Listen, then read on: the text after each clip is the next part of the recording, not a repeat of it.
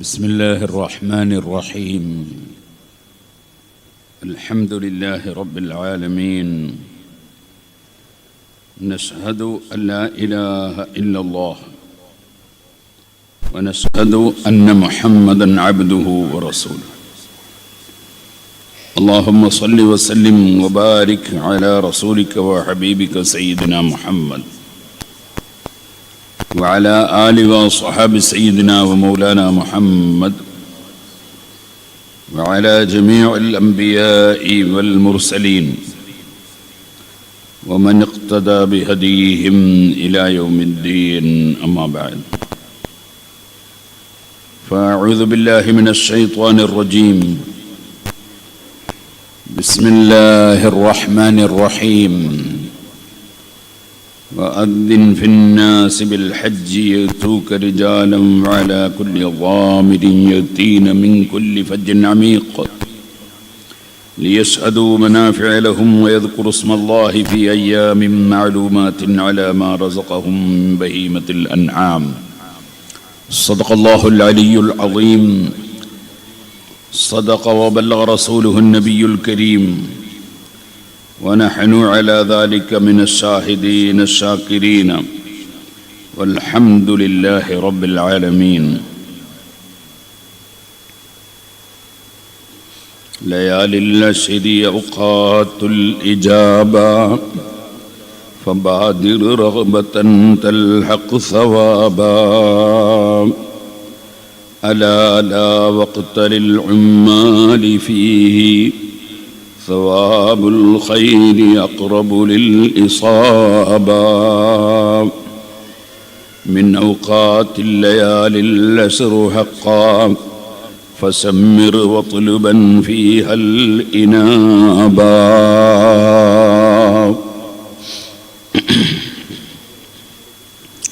ആദരണീയരായ ഉലമാക്കൾ, ഉമറാക്കൾ, മോമിനീങ്ങൾ, മോമിനാത്തുകൾ, പ്രിയപ്പെട്ട യുവാക്കൾ, വിദ്യാർത്ഥികൾ, സുഹൃത്തുക്കൾ, അള്ളാഹുവിൻ്റെ മഹത്തായ അനുഗ്രഹം കൊണ്ട് ഈ അനുഗ്രഹീതമായ രാവിൽ അള്ളാഹുവിൻ്റെ ഹബീബ് മുഹമ്മദുർ റസൂലുള്ളാഹി സ്വല്ലല്ലാഹു അലൈഹി വസല്ലമ തങ്ങളുടെ പേരിൽ നിർവഹിച്ചു വരുന്ന സലാത്ത്, ആ സലാത്തിൻ്റെ ഒരു വാർഷികമെന്ന നിലക്ക് ഇവിടെ സംഘടിപ്പിക്കപ്പെട്ട പരിപാടിയിലാണ് നാം സംഗമിച്ചിട്ടുള്ളത്. ഘോരമായ മഴയുള്ള സമയത്തും ഇത്രയും ആളുകൾ ഇവിടെ സംഘടിച്ചു എന്നത് നിങ്ങൾക്ക് അള്ളാഹുവിൻ്റെ ദീനിനോടും ദീനിൻ്റെ അറിവിനോടുമുള്ള ജിജ്ഞാസയും കൂറും ബോധ്യപ്പെടുത്തുകയാണ്. അള്ളാഹു സുബ്ഹാനഹു വ തആല ഈ മഹല്ലത്തിലും ഈ ജമാഅത്തിലും ഇതിൻ്റെ പരിസരങ്ങളിൽ ലോകം മുഴുക്കയും എല്ലാ മുഅ്മിനീങ്ങൾക്കും എല്ലാ ഖൈറും വർദ്ധിപ്പിച്ചു തരുമാറാകട്ടെ. സർവ്വ ശർറുകൾ, മുസീബത്തുകൾ, രോഗങ്ങൾ, ഞെരുക്കങ്ങൾ, കടങ്ങൾ, അങ്ങനെ എല്ലാ ഷർറുകളിൽ നിന്നും, എല്ലാ ഷർറുള്ളവരുടെ ഷർറുകളിൽ നിന്നും അള്ളാഹു നമ്മയും സർവ്വ മുഅ്മിനീങ്ങളെയും കാവൽ നൽകി അനുഗ്രഹിക്കുകയും അവസാനം ആഖിബത്ത് നന്നാക്കി മരിപ്പിച്ച് സാലിഹീങ്ങളുടെ കൂടെ നമ്മെ ഒരുമിച്ച് കൂട്ടുകയും ചെയ്യുമാറാകട്ടെ.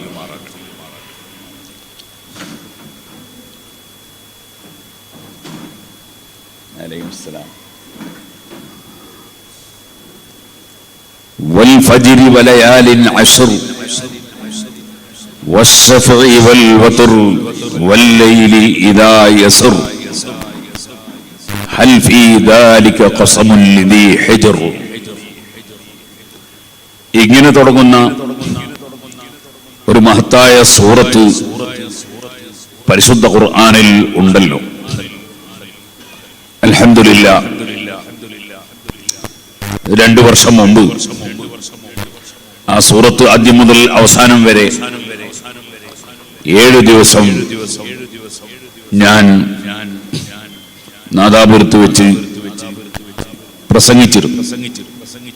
വിശദമായി കുറെയൊക്കെ ഉൾക്കൊള്ളിച്ച് അന്ന് പ്രസംഗിച്ച പ്രസംഗം യൂട്യൂബിൽ ലഭിക്കും. അതുകൊണ്ട് ഇപ്പോൾ വിശദമായി പറയുന്നില്ല. വൽ ഫജ്രി വലയാലിൻ അശ്ർ എന്ന് അല്ലാഹു തആല സത്യം ചെയ്തു. അൽ ഫജ്ർ തന്നെയാണ് സത്യം. ഈ അൽ ഫജ്ർ കൊണ്ടുള്ള ഉദ്ദേശം എന്താണ്? ഫജ്ർ എന്ന് പറഞ്ഞാൽ നമുക്കെല്ലാവർക്കും അറിയാം, പ്രഭാതമാണ്. ഫജ്റു സാദിഖ് വെളിവാകുമ്പോഴാണ് സുബ്ഹിയാകുന്നത്. സുബ്ഹിന്റെ സമയമാണ് ഫജ്ർ. പരിശുദ്ധ ഖുർആനിൽ അല്ലാഹു സുബ്ഹാനഹു വ തആല ഹത്താ യതബയ്യന ലക്കുമുൽ ഖൈത്തുൽ അബ്യദു മിനൽ ഖൈത്തിൽ അസ്വദി മിനൽ ഫജ്ർ എന്ന് മറ്റൊരു സ്ഥലത്ത് നോമ്പ് തുടങ്ങുന്നത് എപ്പോഴാണ്, നോമ്പിന് നമുക്ക് ഭക്ഷണം കഴിക്കാൻ പറ്റുന്നത് ഏത് സമയത്താണ് എന്ന് വിശദീകരിക്കുന്ന സ്ഥലത്ത് പറഞ്ഞിട്ടുണ്ടല്ലോ. ഫജ്ർ സുബ്ഹി മുതൽക്കാണ് നോമ്പ് ആരംഭിക്കുന്നത്. നോമ്പിന് സുബ്ഹി വരെ ഭക്ഷണം കഴിക്കാൻ അനുമതിയുണ്ട്. പക്ഷേ നബി സല്ലല്ലാഹു അലൈഹി വസല്ലം തങ്ങളുടെ പതിവ് സുബ്ഹി ബാങ്ക് വിളിക്കുന്നതിന്റെ കുറച്ച് മുമ്പ് അത്താഴം നിർത്തുക എന്നതായിരുന്നു.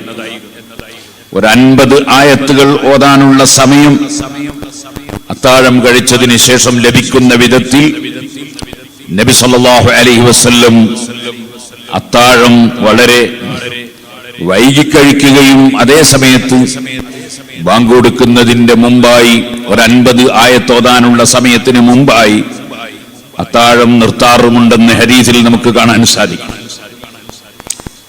അങ്ങനെ ഫജ്ർ പ്രഭാതം പൊട്ടിവിടരുന്ന സമയം, അതിനെ മുൻനിർത്തി അല്ലാഹു സത്യം ചെയ്തു. വൽ ഫജ്ർ, അൽ ഫജ്ർ തന്നെയാണ് സത്യം. അതുകൊണ്ട് ഏത് ഫജ്റാണ്, ഏത് പ്രഭാതമാണ് ഉദ്ദേശം? ചിലർ പറഞ്ഞു എല്ലാ പ്രഭാതവും ഉദ്ദേശം തന്നെയാണ്. കാരണം എല്ലാ പ്രഭാതവും അനുഗ്രഹത്തിന്റെ തുടക്കം കുറിക്കുന്ന ഒരു സന്ദർഭമാണ്. നമുക്കെല്ലാവർക്കും അറിയാമല്ലോ, ഏതൊരു രോഗിക്കും രാവിലെ ചെറിയ ആശ്വാസമുണ്ടാവും. അതുപോലെ രാവിലെ ഏത് വിഷയത്തിലും ഉന്മേഷമുണ്ടാവും. രാവിലത്തെ സമയം പ്രത്യേകം ബർക്കത്തുള്ള സമയമാണ്. അതുകൊണ്ട് തന്നെ പ്രഭാതം വളരെ ബർക്കത്തുള്ള സമയമാണ്. പ്രിയപ്പെട്ട മുഅ്മിനീങ്ങൾ, മുഅ്മിനാത്തുകൾ, എല്ലാവരോടും ഞാൻ പറയട്ടെ, സുബ്ഹിന്റെ സമയത്ത് ഒരിക്കലും നമ്മൾ ഉറങ്ങുന്നവരായി പോകരുത്. സുബ്ഹിന് മുമ്പ് തന്നെ എഴുന്നേൽക്കാനാണ് ശ്രമിക്കേണ്ടത്. അഷ്റഫുൽ ഖൽഖ് സല്ലല്ലാഹു അലൈഹി വസല്ലം നേരത്തെ കിടന്നുറങ്ങുമായിരുന്നു, എന്നിട്ട് നേരത്തെ എഴുന്നേൽക്കുമായിരുന്നു. അവിടുന്ന് കോഴി കൂകുന്ന സമയത്ത് എഴുന്നേറ്റ് നിസ്കരിക്കുമെന്ന് ബുഖാരിയിൽ ഹദീസ് കാണാം. അതിനർത്ഥം പണ്ഡിതന്മാര് പറഞ്ഞത് കോഴി കൂവുക രാത്രി പകുതിയായതിനു ശേഷമാണ് എന്നാണ്. അപ്പൊ രാത്രി പകുതിയായതിനു ശേഷമുള്ള സമയം അള്ളാഹുവിന്റെ അടുക്കൽ വലിയ സ്വീകാര്യതയുള്ള സമയമാണ്. അള്ളാഹു ആരാണ് എന്നോട് മാപ്പ് ചോദിക്കുന്നത്, ഞാൻ അവർക്ക് മാപ്പ് കൊടുക്കും. ആരാണ് എന്നോട് പ്രാർത്ഥിക്കുന്നത്, ഞാൻ അവർക്ക് ഉത്തരം നൽകും എന്ന് പ്രഖ്യാപിക്കുന്ന ഒരു സമയമാണ് രാത്രി പകുതിക്ക് ശേഷമുള്ള സമയം. ആ സമയത്ത് ആണ് യഥാർത്ഥത്തിൽ മനുഷ്യൻ അള്ളാഹുവിലേക്ക് അടുക്കാനുള്ള സൽക്കർമ്മങ്ങളിലേക്ക് നീങ്ങേണ്ടത്. ഇപ്പോൾ പലരും നേരത്തെ ഉറങ്ങാതെ സൊറ പറഞ്ഞ് നേരം പോക്കി അവസാനം സുബ്ഹിയാകാൻ നോക്കുമ്പോൾ കിടക്കുന്നവർ ഉണ്ട്. അതൊരു ശരിയായ രീതിയല്ല, സ്വഭാവമല്ല. മറിച്ച് സുബ്ഹിന്റെ സമയത്ത് എന്തായിരുന്നാലും മുഅ്മിനായ മനുഷ്യൻ എഴുന്നേൽക്കണം. അതിന്റെയും മുമ്പ് തന്നെ എഴുന്നേൽക്കുന്നതാണ് പുണ്യം. അത്രയും ബറക്കത്തുള്ള സമയമാണ് ഫജ്റിന്റെ സമയം. വൽ ഫജ്ർ, ആ ആയത്തിന് ഒരുപാട് മഹാന്മാര് പറഞ്ഞ തഫ്സീർ, വൽ ഫജ്ർ ദുൽഹജ്ജ് 1 അന്നുള്ള ദുൽഹജ്ജ് 1 പ്രഭാതം തന്നെയാണ് സത്യം. കാരണം ദുൽഹജ്ജ് മാസം അത് വളരെ പുണ്യമുള്ള, വളരെ മഹത്വമേറിയ ഒരു മാസമാണ്. നമുക്കെല്ലാവർക്കും അറിയാമല്ലോ, പരിശുദ്ധ ഇസ്ലാമിന്റെ 5 സ്തംഭങ്ങളിൽ ഒന്നാണ് നോമ്പ് എന്ന് പറയുന്നത്, റമദാനിലെ നോമ്പ്. ആ റമദാൻ അതിമഹത്തായ മാസമാണ്. അതറിയാത്ത ഒരു മുസ്ലിമും ഇല്ല, അത് അംഗീകരിക്കാത്ത ഒരു മുസ്ലിമും ഉണ്ടാവുകയില്ല.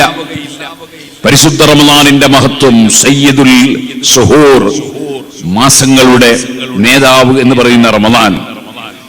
ആ റമദാനിലാണ് ഇസ്ലാമിന്റെ 5 കാര്യങ്ങളിൽ വളരെ പ്രധാനപ്പെട്ട നോമ്പ് എന്ന ഇബാദത്ത് റമദാനിലാണ് നടക്കുന്നത്. എന്നാൽ അതേപോലെ അല്ലാഹു സുബ്ഹാനഹു വ തആല മുഅ്മിനായ മനുഷ്യന് സാധിക്കുമെങ്കിൽ നിർബന്ധമാക്കിയ അതിമഹത്തായ ഒരു കാര്യമാണല്ലോ ഇസ്ലാമിൽ 5 കാര്യങ്ങളിൽ ഒന്നായ ഹജ്ജ് കർമ്മം എന്ന് പറയുന്നത്. ആ ഹജ്ജിന്റെ മാസം ഏതാണ്? അൽ ഹജ്ജു അശ്ഹുറുൻ മഅലൂമാത്ത്. അങ്ങനെ ഖുർആനിൽ ഒരു ആയത്ത് കാണാം, ഹജ്ജ് അറിയപ്പെട്ട മാസങ്ങളാണ് എന്നാണ് ആ വാക്കിന്റെ ചുരുക്കസാരം. അതെന്താണ്? ഹജ്ജിന് വേണ്ടി ഒരു മനുഷ്യന് ഇഹ്റാം ചെയ്യാൻ പറ്റുന്നത് ശവ്വാല് മുതൽക്കാണ്. റമദാൻ കഴിഞ്ഞാൽ ശവ്വാല് 1 മുതൽക്ക് ഹജ്ജിന്റെ സമയം ആരംഭിച്ചു എന്ന് പറഞ്ഞാൽ ഹജ്ജിന് ഇഹ്റാം ചെയ്യാൻ പറ്റുന്ന സമയം ആരംഭിച്ചു. എന്നാൽ ശവ്വാലിൽ അധിക പേരും ഹജ്ജിന് ഇഹ്റാം ചെയ്യാറില്ല. കാരണം ഹജ്ജിന് വേണ്ടി ആ സമയത്ത് ഇഹ്റാം ചെയ്താൽ ഒരുപാട് സമയം ഇഹ്റാമിൽ തന്നെ നിൽക്കേണ്ടി വരും, അത് പലപ്പോഴും പ്രയാസപ്പെടും. അതുകൊണ്ട് ശവ്വാലിൽ ഹജ്ജിന് വേണ്ടി ഇഹ്റാം ചെയ്യുന്നവർ വളരെ വിരളമായി മാത്രമേ ഉണ്ടാവുകയുള്ളൂ എന്ന് ഞാൻ പറയേണ്ടതില്ല. അപ്പോൾ ശവ്വാൽ മാസത്തിന് വലിയ ബഹുമാനമുണ്ട്. അതിന്റെ തുടക്കം തന്നെ ഒരു പെരുന്നാളോടുകൂടിയാണ്. അത് റമദാൻ പൂർത്തീകരിച്ച സന്തോഷത്തിലുള്ള ഒരു പെരുന്നാളോടുകൂടിയാണ് ഹജ്ജിന് ആരംഭം കുറിക്കുന്നത്, ഹജ്ജിന്റെ മാസത്തിന് ആരംഭം കുറിക്കുന്നത്. ആ ശവ്വാല് കഴിഞ്ഞ് ദുൽഖഅദ് മാസം, അതും വളരെ പുണ്യമുള്ള മാസമാണ്. ദുൽഖഅദ് മാസം അതിനൊരു പ്രത്യേകത കൂടിയുണ്ട്. പരിശുദ്ധ ഖുർആനിൽ അല്ലാഹു സുബ്ഹാനഹു വ തആല മിൻഹാ അർബഅത്തുൻ ഹുറും, മാസങ്ങൾ 12 ആണ്. അതിൽ 4 മാസം വലിയ മഹത്വമുള്ള പവിത്ര മാസമാണ് എന്ന് പറഞ്ഞു. ആ പവിത്ര മാസങ്ങളിൽ ഒന്നാണ് ദുൽഖഅദ് മാസം എന്ന് പറയുന്നത്. അഥവാ യുദ്ധം ഹറാമാക്കപ്പെട്ടിരുന്ന മാസങ്ങളിൽ ഒരു മാസമാണ് ദുൽഖഅദ്. ആ ദുൽഖഅദ് കഴിഞ്ഞാൽ പിന്നെ വരുന്ന മാസമാണ് ദുൽഹജ്ജ്.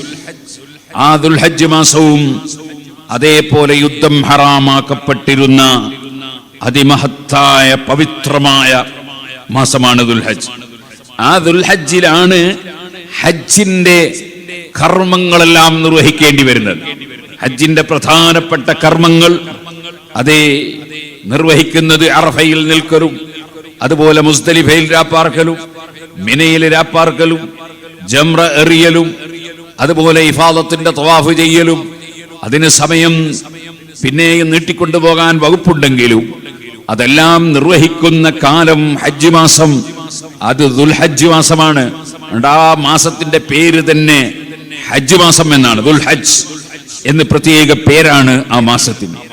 അതിന്റെ പ്രഭാതം, അതിന്റെ തുടക്കം, ആ തുടക്കം കുറിക്കുന്നത് ദുൽഹജ്ജ് 1 അന്ന് പ്രഭാതം വലിയ മഹത്വമുള്ള ഒരു പ്രഭാതമാണ്, വളരെ മഹത്വമുള്ള ഒരു ഫജ്റാണ്. അതുകൊണ്ടാണ് വൽ ഫജ്ർ, ദുൽഹജ്ജ് 1 ഫജ്റിനെ തന്നെയാണ് സത്യം എന്ന് ആ ആയത്തിന്റെ തഫ്സീറിൽ ധാരാളം മുഫസ്സിരീങ്ങൾ വ്യാഖ്യാനം പറഞ്ഞിട്ടുള്ളത്. അത് പറഞ്ഞ ഉടനെ അല്ലാഹു പറയുന്നത് എന്താണ്? വൽ ഫജ്രി വലയാലിൻ അശ്ർ, 10 പവിത്രമായ രാത്രികൾ തന്നെയാണ് സത്യം. ഈ 10 രാത്രികൾ ഏതാണ്? ദുൽഹജ്ജ് 10 ദിവസത്തിലുള്ള രാത്രികളാണ്. അൽഹംദുലില്ലാഹ്, ഇപ്പോൾ നമ്മൾ ഇവിടെ ഒരുമിച്ച് കൂടിയത് ദുൽഹജ്ജ് 10 നിന്നുള്ള ഒരു രാത്രിയിലാണ്. ആ രാത്രിക്ക് ഒരു മഹത്വം കൂടിയുണ്ട്, അത് വെള്ളിയാഴ്ച രാവും കൂടിയാണ്. വെള്ളിയാഴ്ചയുടെ രാത്രിക്ക് വലിയ മഹത്വമാണ്. അതോടുകൂടെ ദുൽഹജ്ജ് ഫസ്റ്റിൽ തന്നെ വരുന്ന ഈ വെള്ളിയാഴ്ച രാത്രി, വെള്ളിയാഴ്ച രാവ് എന്ന് ഞങ്ങളെ നാട്ടിൽ പറയും, ഇവിടെ വെള്ളിയാഴ്ച രാത്രി എന്നാ പറയാൻ എനിക്ക് തോന്നുന്നത്. ആ വെള്ളിയാഴ്ച രാവ് അത് വലിയ മഹത്വമുള്ള രാത്രിയാണ്. അങ്ങനെയുള്ള ഒരു അനുഗ്രഹീതമായ രാത്രിയിലാണ് അൽഹംദുലില്ലാഹ് നമ്മൾ ഇവിടെ ഒരുമിച്ച് കൂടിയിട്ടുള്ള അല്ലാഹുവേ, സാധുക്കളായ ഞങ്ങൾക്ക് ഈ മാസത്തിൽ നടക്കുന്ന അമലുകളുടെ, ഈ മാസത്തിന്റെ, ഈ രാത്രിയുടെ, ഈ രാവിന്റെ എല്ലാ ബർക്കത്തുകളും സാധുക്കളായ ഞങ്ങൾക്കും, ഈ പരിപാടി സംഘടിപ്പിച്ചവർക്കും, ഈ പരിപാടിയിൽ എത്തിച്ചേർന്നവർക്കും, ഞങ്ങൾക്കെല്ലാവർക്കും നീ ചൊരിച്ചു തരണം റഹ്മാനെ. ദുൽഹജ്ജ് 10 ദിവസങ്ങൾ, അത് വല്ലാത്ത പുണ്യമുള്ള 10 ദിനങ്ങളാണ്. ദുൽഹജ്ജ് 1 മുതൽ 10 വരെയുള്ള ദിനങ്ങൾ വലിയ പുണ്യമുള്ള ദിനങ്ങളാണ്. അഷ്റഫുൽ ഖൽഖ് സല്ലല്ലാഹു അലൈഹി വസല്ലം പറഞ്ഞതായി നമുക്ക് ഹദീസിൽ കാണാൻ സാധിക്കും. നബി സല്ലല്ലാഹു അലൈഹി വസല്ലം പറഞ്ഞു, മാ മിൻ അയ്യാമിൻ, ദിവസങ്ങളിൽ ഒരു ദിവസങ്ങളും ഇല്ല, അഫ്ളലു ഇൻദല്ലാഹി, അല്ലാഹുവിന്റെ അടുക്കൽ ഏറ്റവും ശ്രേഷ്ഠമായ ദിനങ്ങൾ, മിൻ അയ്യാമി അശ്രി ദിൽഹിജ്ജ, ദുൽഹജ്ജ് 10 ദിനങ്ങളെക്കാൾ ശ്രേഷ്ഠമായ വേറെ ഒരു ദിവസവും ഇല്ല എന്ന് തന്നെ അഷ്റഫുൽ ഖൽഖ് സല്ലല്ലാഹു അലൈഹി വസല്ലമ തങ്ങൾ പറഞ്ഞ ഹദീസിന്റെ റിപ്പോർട്ട് നമുക്ക് കാണാൻ സാധിക്കും. നബി സല്ലല്ലാഹു അലൈഹി വസല്ലമ തങ്ങൾ പറഞ്ഞ ഇമാം ബുഖാരി റിപ്പോർട്ട് ചെയ്യുന്ന ഹദീസിൽ നമുക്ക് കാണാം, മാമിൻ അയ്യാമിൻ, ദിവസങ്ങളിൽ ഒരു ദിവസവുമില്ല, അൽ അമലു സാലിഹു, സൽകർമ്മം, ഫീഹാ അഹബ്ബു ഇലല്ലാഹി, ആ ദിവസങ്ങളിൽ സൽക്കർമ്മം ചെയ്യുന്നത് അല്ലാഹുവിന് വളരെ ഏറ്റവും പ്രിയപ്പെട്ടതാണ്. അങ്ങനെയുള്ള ഒരു ദിവസവും ഇല്ല, മിൻ ഹാദിഹിൽ അയ്യാം, ഈ ദുൽഹജ്ജ് 10 ദിനങ്ങളെക്കാൾ അല്ലാഹുവിന് ഇഷ്ടപ്പെട്ട വേറെ ദിനങ്ങളൊന്നും തന്നെ അമലിന് വേണ്ടി ഇല്ല എന്ന് നബി സല്ലല്ലാഹു അലൈഹി വസല്ലം പഠിപ്പിച്ചതായി ഹദീസിൽ കാണാം. അങ്ങനെ പറഞ്ഞപ്പോൾ മഹാന്മാരായ സഹാബത്ത് ചോദിച്ചു, യാ റസൂലല്ലാഹ് വലൽ ജിഹാദു ഫീ സബീലില്ലാഹ്, ഓ നബിയെ, അല്ലാഹുവിന്റെ മാർഗം, അല്ലാഹുവിന്റെ ദീൻ ഇവിടെ നിലനിർത്താൻ വേണ്ടി, ദീനിന്റെ ആശയം പ്രചരിപ്പിക്കാൻ വേണ്ടി ഉള്ള കഠിനാധ്വാനമുണ്ടല്ലോ, ആ കഠിനാധ്വാനത്തിൽ ഏറ്റവും വലിയ അധ്വാനമല്ലേ ബദരീങ്ങൾ നടത്തിയ ജിഹാദ്, അതുപോലെ ഉഹദീങ്ങൾ നടത്തിയ ജിഹാദ്. അങ്ങനെയുള്ള ജിഹാദിന്റെ പ്രവർത്തനം അത് നമുക്കെല്ലാവർക്കും അറിയാം. അത് തീവ്രവാദ പ്രവർത്തനമല്ല, ഭീകരവാദമല്ല, ഏതെങ്കിലും ഒരു ഗവൺമെന്റിനെതിരായി നടത്തുന്ന നിയമം കയ്യിലെടുക്കുന്ന ഏർപ്പാടല്ല. മറിച്ച് ഇസ്ലാമിന്റെ ജിഹാദ് എന്ന് പറയുന്നത് പരിശുദ്ധ ഇസ്ലാമിന്റെ പ്രബോധന രംഗത്ത് അതിന് നിലനിൽക്കാൻ പോലും കഴിയാത്ത വിധത്തിൽ ആ ഇസ്ലാമിക രാഷ്ട്രങ്ങളെ അസ്വാരപ്പെടുത്തി രാഷ്ട്രത്തിൽ ജീവിക്കാൻ പോലും അനുവദിക്കാത്ത വിധത്തിലുള്ള ശത്രുക്കളുടെ അക്രമങ്ങളെ നേരിട്ട ജിഹാദാണ് യഥാർത്ഥത്തിൽ ബദർ യുദ്ധമടക്കമുള്ള ജിഹാദുകൾ. ആ ജിഹാദ് അതിന് വലിയ പുണ്യമുള്ള ഒരു അമലാണല്ലോ. അപ്പൊ സഹാബത്ത് ചോദിക്കുകയാണ്, നബിയെ, ഈ ദുൽഹജ്ജ് 10 ദിവസമുള്ള അമലുകളെക്കാൾ വലിയ അള്ളാഹുവിന് ഇഷ്ടപ്പെട്ട വേറെ അമലുകളില്ലെന്ന് പറയുമ്പോ അള്ളാഹുവിന്റെ മാർഗത്തിലുള്ള ആ മഹത്തായ അധ്വാനം അതിനേക്കാളും ശ്രേഷ്ഠമാണോ എന്ന് ചോദിക്കുമ്പോൾ നബി സല്ലല്ലാഹു അലൈഹി വസല്ലം മറുപടി, ഇല്ലാ റജുലുൻ ഖറജ ബിനഫ്സിഹി വമാലിഹി സുമ്മ ലം യർജി മിൻ ദാലിക ബിശൈഇ. ഒരു സാധാരണ ജിഹാദിനേക്കാൾ ബഹുമാനമാണ്. എന്നാൽ അത്തരത്തിലുള്ള ജിഹാദിനിറങ്ങിയിട്ട് സ്വന്തം ശരീരവും സമ്പത്തും ഒന്നും തിരിച്ചു വരാതെ എല്ലാം അള്ളാഹുവിന് സമർപ്പിച്ച് ഷഹീദായ വ്യക്തി അദ്ദേഹത്തിന്റെ പ്രവർത്തനം മാറ്റിവെച്ചാൽ, ആ ഒരു ജിഹാദ് മാറ്റിവെച്ചാൽ ബാക്കിയുള്ള എല്ലാ സൽക്കർമ്മങ്ങളെക്കാളും ഏറ്റവും അള്ളാഹുവിന്റെ അടുക്കൽ ശ്രേഷ്ഠമായ കർമ്മമാണ്, ഏറ്റവും അള്ളാഹുവിന് ഇഷ്ടപ്പെട്ട കർമ്മത്തിന്റെ സമയമാണ് ദുൽഹജ്ജ് 10 ദിനങ്ങൾ. നമ്മൾ ഇത് നല്ല ബോധമുള്ളവരാകണം. ഈ 10 ദിവസം നമ്മൾ പരമാവധി അള്ളാഹുവിലേക്ക് അടുക്കാൻ ശ്രമിക്കണം. അതിന് എന്തെല്ലാം സൽക്കർമ്മങ്ങൾ നമുക്ക് ചെയ്യാൻ സാധിക്കുമോ അതെല്ലാം ചെയ്യാൻ വേണ്ടി നമ്മൾ ശ്രമിക്കണം. ഈ ഹദീസ് വിവരിച്ചുകൊണ്ട് മഹാന്മാരായ പണ്ഡിതന്മാർ വിവരിച്ചു. ഇവിടെ 2 കാര്യം പറയാനുണ്ട്. എന്താണത്? വഖദ് ദല്ല ഹാദൽ ഹദീസ്, ഈ ഹദീസ് അറിയിക്കുന്നു അലാ അന്നൽ അമല ഫീ അയ്യാമിഹി അഹബ്ബു ഇലല്ലാഹി മിനൽ അമലി ഫീ അയ്യാമിദ് ദുനിയാ. ദുനിയാവിലുള്ള മുഴുവൻ ദിവസങ്ങളും ചെയ്യുന്ന അമലിനേക്കാൾ അല്ലാഹുവിന്റെ അടുക്കൽ ഏറ്റവും ഇഷ്ടപ്പെട്ട അമല് ഈ ദുൽഹജ്ജ് 10 ചെയ്യുന്ന അമലുകളാണ്. വലയാലിൻ അശ്ർ എന്ന് അല്ലാഹു തആല സത്യം ചെയ്ത് പറഞ്ഞ 10 രാത്രികൾ.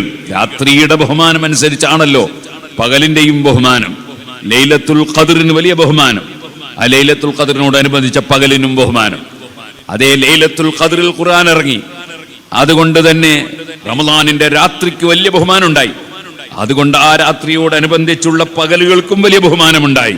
അതുകൊണ്ട് റമദാൻ മുഴുവനും രാത്രിയും പകലും ബഹുമാനമുണ്ടായി. വലയാലിൻ അശ്ർ, 10 രാത്രികളെ എടുത്തുദ്ധരിച്ചുകൊണ്ടാണ് അല്ലാഹു സുബ്ഹാനഹു വ തആല സത്യം ചെയ്യുന്നത്. ആ രാത്രിയുടെ പകലുകൾ അതും വളരെ പുണ്യമുള്ള പകലുകളാണ്. അതിനാൽ ഫീ അയ്യാമിദ് ദുനിയാ മിൻ ഗൈരി ഇസ്തിസ്നാഇ ശൈഇൻ മിൻഹാ, ഒരൊറ്റ ഒന്നും മാറ്റിവെക്കാനില്ല. ഈ ദുൽഹജ്ജ് 10 ദിവസങ്ങൾ ഏറ്റവും ശ്രേഷ്ഠമായതാണ്.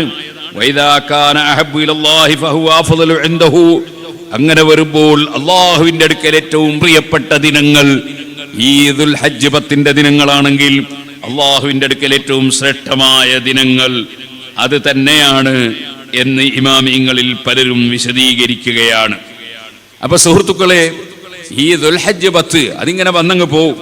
നമ്മൾ ചിലപ്പോൾ കുറച്ച് കഥയൊക്കെ പറഞ്ഞ് അങ്ങനെ നമ്മൾ അങ്ങ് പോകും. അങ്ങനെയല്ല, ഈ 10 ദിനങ്ങളെ നമ്മൾ നന്നായി പരിഗണിക്കേണ്ടതുണ്ട്. ഈ 10 ദിനങ്ങളിലും വൽ ഫജ്രി സൂറത്ത് ദിവസേന ഓതൽ പ്രത്യേകം സുന്നത്തുണ്ട്. വൽ ഫജ്രി വലയാലിൻ അശ്ർ എന്ന സൂറത്ത് ദിവസേന നമ്മൾ ഓതുക. കഴിയുമെങ്കിൽ രാത്രിയും പകലും ഓതിക്കോളൂ. വലിയ പുണ്യമുള്ളതാണ്. കാരണം ഈ രാത്രികളുടെയും പകലിന്റെയും പുണ്യം പറയുന്ന സൂറത്താണ് വൽ ഫജ്രി വലയാലിൻ അശ്ർ എന്ന് പറയുന്ന ആ മഹത്തായ സൂറത്ത്. ഇനി ഒന്നുകൂടി ഞാൻ പറയട്ടെ, ഈ മഹത്തായ ദിനങ്ങൾ, ആ ദിനങ്ങളിൽ 10ാമത്തെ ദിവസം പെരുന്നാൾ ദിനമാണ്.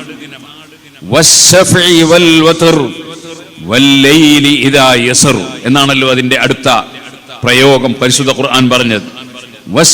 എന്ന് പറഞ്ഞാൽ അതിന്റെ ഉദ്ദേശം എന്താണ്? ഇരട്ടയും വൽവത്ർ ഒറ്റയും. അതുകൊണ്ട് തന്നെ സത്യം എന്നാണ് ആ വാക്കിന്റെ അർത്ഥം. അതിന് ഒരുപാട് തഫ്സീറുകൾ ഇമാമികൾ പറഞ്ഞിട്ടുണ്ട്.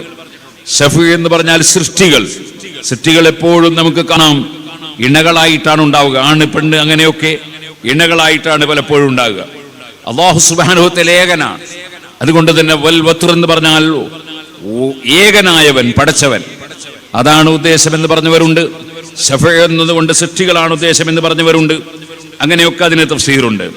എന്നാൽ അതിൽ പ്രധാനമായ ഒരു തഫ്സീറാണ് വസ്സഫീ വൽ വത്ർ, അതേ ഒറ്റയിട്ട ദിവസം എന്ന് പറഞ്ഞാൽ ദുൽഹജ്ജ് 9. ദുൽഹജ്ജ് 9 ഒറ്റയാണല്ലോ. അറഫാ ദിനം അത് ഏറ്റവും മഹത്വമേറിയ ദിനമാണ്. അതിനെ മുൻനിർത്തി അല്ലാഹു സത്യം ചെയ്യാണ്. അതാണ് വൽ വത്ർ എന്ന് പറഞ്ഞത്. അപ്പോൾ വസ്സഫീ എന്ന് പറഞ്ഞതോ, വസ്സഫീ എന്ന് പറഞ്ഞുകൊണ്ട് ഉദ്ദേശം അതിൽ പല അഭിപ്രായങ്ങളുമുണ്ട്. അതിൽ മുഫസ്സിരീങ്ങൾ പറഞ്ഞ പ്രധാനപ്പെട്ട ഉദ്ദേശം യൗമുൻ നഹർ, പെരുന്നാൾ, ബലിപെരുന്നാൾ ദിനം. അതിനെ മുൻനിർത്തി അല്ലാഹു സത്യം ചെയ്യുകയാണ്. വസ്സഫീ വൽ വത്ർ വല്ലൈലി ഇദാ യസ്ർ. അതേപോലെ ആ പെരുന്നാൾ രാവ്, അതുപോലെ ഉള്ള രാത്രി അതിനെ സംബന്ധിച്ചാണെന്നും അതേപോലെ വേറെ ലൈലത്തുൽ ഖദ്ർ പോലുള്ള രാത്രിയാണെന്നുമൊക്കെ അതിന് തഫ്സീറുകൾ കാണാൻ സാധിച്ചേക്കും. ഞാൻ പറഞ്ഞു വരുന്നത് വളരെ പുണ്യമുള്ള രാത്രികളും പകലുകളുമാണ് ദുൽഹജ്ജിന്റെ ഈ 10 ദിനരാത്രങ്ങൾ, അതിൽ യൗമുൻ നഹർ, അത് പെരുന്നാളായതുകൊണ്ട് അന്ന് നോമ്പെടുക്കൽ ഹറാമാണ്. അതിന്റെ തൊട്ടടുത്തുള്ള 3 ദിവസവും അയ്യാമുത്ത ശരീഖിന്റെ ദിനങ്ങൾ, പഴയകാലത്ത് മാംസം അറിവ് നടത്തിയതിനു ശേഷം ഉണക്കി വെക്കുന്ന ദിനങ്ങളാണ്. ആ അയ്യാമുത്ത ശരീഖിന്റെ ദിനങ്ങൾ 3 ദിവസം, അതും വലിയ പുണ്യമുള്ള ദിനങ്ങളാണ്. ഹാജിമാർ മിനയിൽ ഒരുമിച്ച് കൂടുന്ന ദിനങ്ങളാണ്. അവര് പലപ്പോഴും തവാഫ് ചെയ്യുന്ന ദിനങ്ങളാണ്. അങ്ങനെ ഒരുപാട് മഹത്വമുള്ളൊരു ദിനങ്ങളാണ്. ജംറക്കെറിയുന്ന ദിനങ്ങളാണ്. ആ ദിനങ്ങൾക്കും വലിയ മഹത്വമുണ്ട്. ഇരിക്കട്ടെ, ആ ദിനം പെരുന്നാളായതുകൊണ്ട് അയ്യാമത്ത് ശരീഖിലും നോമ്പെടുക്കൽ ഹറാമാണ്. അള്ളാഹുവിന്റെ വകയിൽ അവന്റെ അടിമകൾക്ക് സൽക്കാരം കൊടുക്കുന്ന ദിനമാണല്ലോ, അത് ബഹിഷ്കരിക്കാൻ പാടില്ലല്ലോ. അതുകൊണ്ട് പെരുന്നാളിന്റെ അന്ന് നോമ്പെടുക്കൽ ഹറാമാണ്. ചെറിയ പെരുന്നാളിനും ഹറാമാണ്, വലിയ പെരുന്നാളിനും ഹറാമാണ്. സുഹൃത്തുക്കളെ, വെള്ളിയാഴ്ച മാത്രം നോമ്പെടുക്കൽ കറാഹത്താണ്. എന്ന് പറഞ്ഞാൽ വ്യാഴാഴ്ച നോമ്പെടുത്തിട്ടില്ല, ശനിയാഴ്ച എടുക്കാൻ ഉദ്ദേശിക്കുന്നുമില്ല, വെറും വെള്ളിയാഴ്ച മാത്രം നോമ്പെടുക്കുക, അത് കറാഹത്താണ്. എന്തുകൊണ്ട്? വെള്ളിയാഴ്ച ഈദുൽ മോമിനീൻ, മോമിനീങ്ങളുടെ പെരുന്നാളാണ്. ആ പെരുന്നാളിന്റെ ദിനം മാത്രം നോമ്പെടുക്കുക, തലേന്നൊല്ല പിറ്റേന്നൊല്ല, അങ്ങനെയാകുമ്പോൾ അത് കറാഹത്ത് വരും. അതുകൊണ്ട് നോമ്പ് വ്യാഴാഴ്ച എടുക്കുന്നുണ്ട്, അതോടുകൂടി വെള്ളിയാഴ്ച എടുത്താൽ പിന്നെ കറാഹത്ത് പോയി. അല്ലെ, ശനിയാഴ്ച എടുക്കുന്നുണ്ട്, എന്നാൽ പിന്നെ ശനിയും വെള്ളി ഒന്നിച്ചെടുത്താൽ ആ കറാഹത്ത് പോയി. അതില്ലെങ്കിലാണ് കറാഹത്ത് എന്ന് പറഞ്ഞത്. കാരണം അതൊരു പെരുന്നാൾ ദിനമാണ്. ആ പെരുന്നാളിന്റെ അടിസ്ഥാനപരമായ കാരണം നമുക്കറിയാലോ.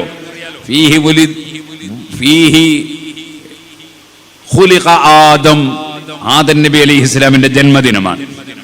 വെള്ളിയാഴ്ച ആദം നബി അലൈഹി ഇസ്ലാമിന്റെ ജന്മദിനമാണ്. അഷ്റഫുൽ ഖൽഖ് സല്ലല്ലാഹു അലൈഹി വസല്ലമയുടെ ജന്മദിനമായതുകൊണ്ട് നമ്മളൊരു പെരുന്നാൾ ആഘോഷം പോലെ ആഘോഷ ദിനമായി റബീഉൽ അവ്വൽ 12 കൊണ്ടാടാറുണ്ട്. കാരണം അത് നബി തങ്ങളുടെ ജന്മദിനമാണ്. വെള്ളിയാഴ്ച ദിവസം ആദം നബി അലൈഹി ഇസ്ലാമിന്റെ ജന്മദിനമാണ്. ഫീഹി ഖുലിഖ ആദം എന്ന ഹദീസിൽ നമുക്ക് കാണാം. വെള്ളിയാഴ്ചയാണ് ആദം നബി അലൈഹി ഇസ്ലാമിനെ സൃഷ്ടിക്കപ്പെട്ടത്. ഇരിക്കട്ടെ, ഞാൻ പറഞ്ഞ വിഷയത്തിലേക്ക് തന്നെ പോകാം. അപ്പോൾ ഈ ദുൽഹജ്ജ് 1 മുതലുള്ള ഈ ദിനങ്ങൾ അത് വളരെ പുണ്യമുള്ള ദിനങ്ങളാണ്.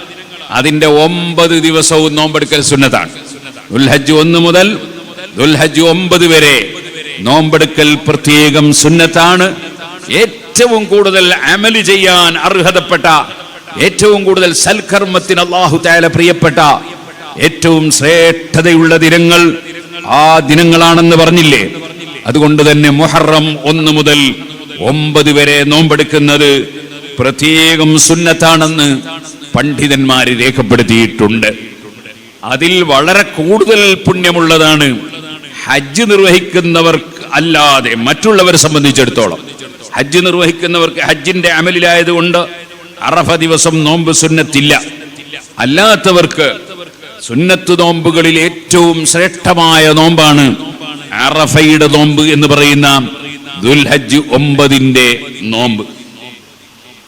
ദുൽഹജ്ജ് 9 ഓരോ പ്രദേശത്തും എപ്പോഴാണോ അന്നാണല്ലോ നമ്മൾ ആ നോമ്പ് അനുഷ്ഠിക്കുക.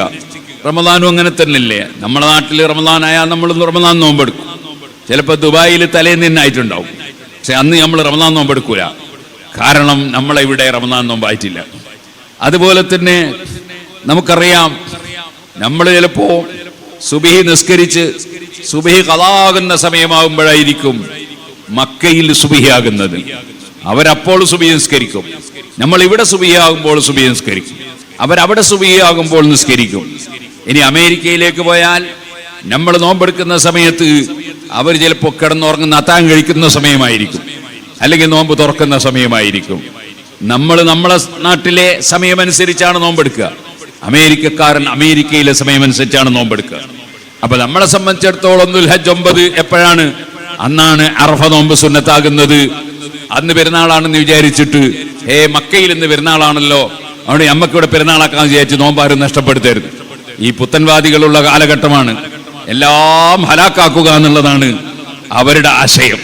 അതുകൊണ്ട് ദുൽഹജ്ജ് 9ന്റെ നോമ്പ് ഒരിക്കലും മക്കയിൽ നോമ്പെടുക്കുന്ന പോലെ നോമ്പെടുക്കാൻ നമ്മളെ കൊണ്ട് കഴിയൂല, ഒരു കാലത്തും കഴിയൂല.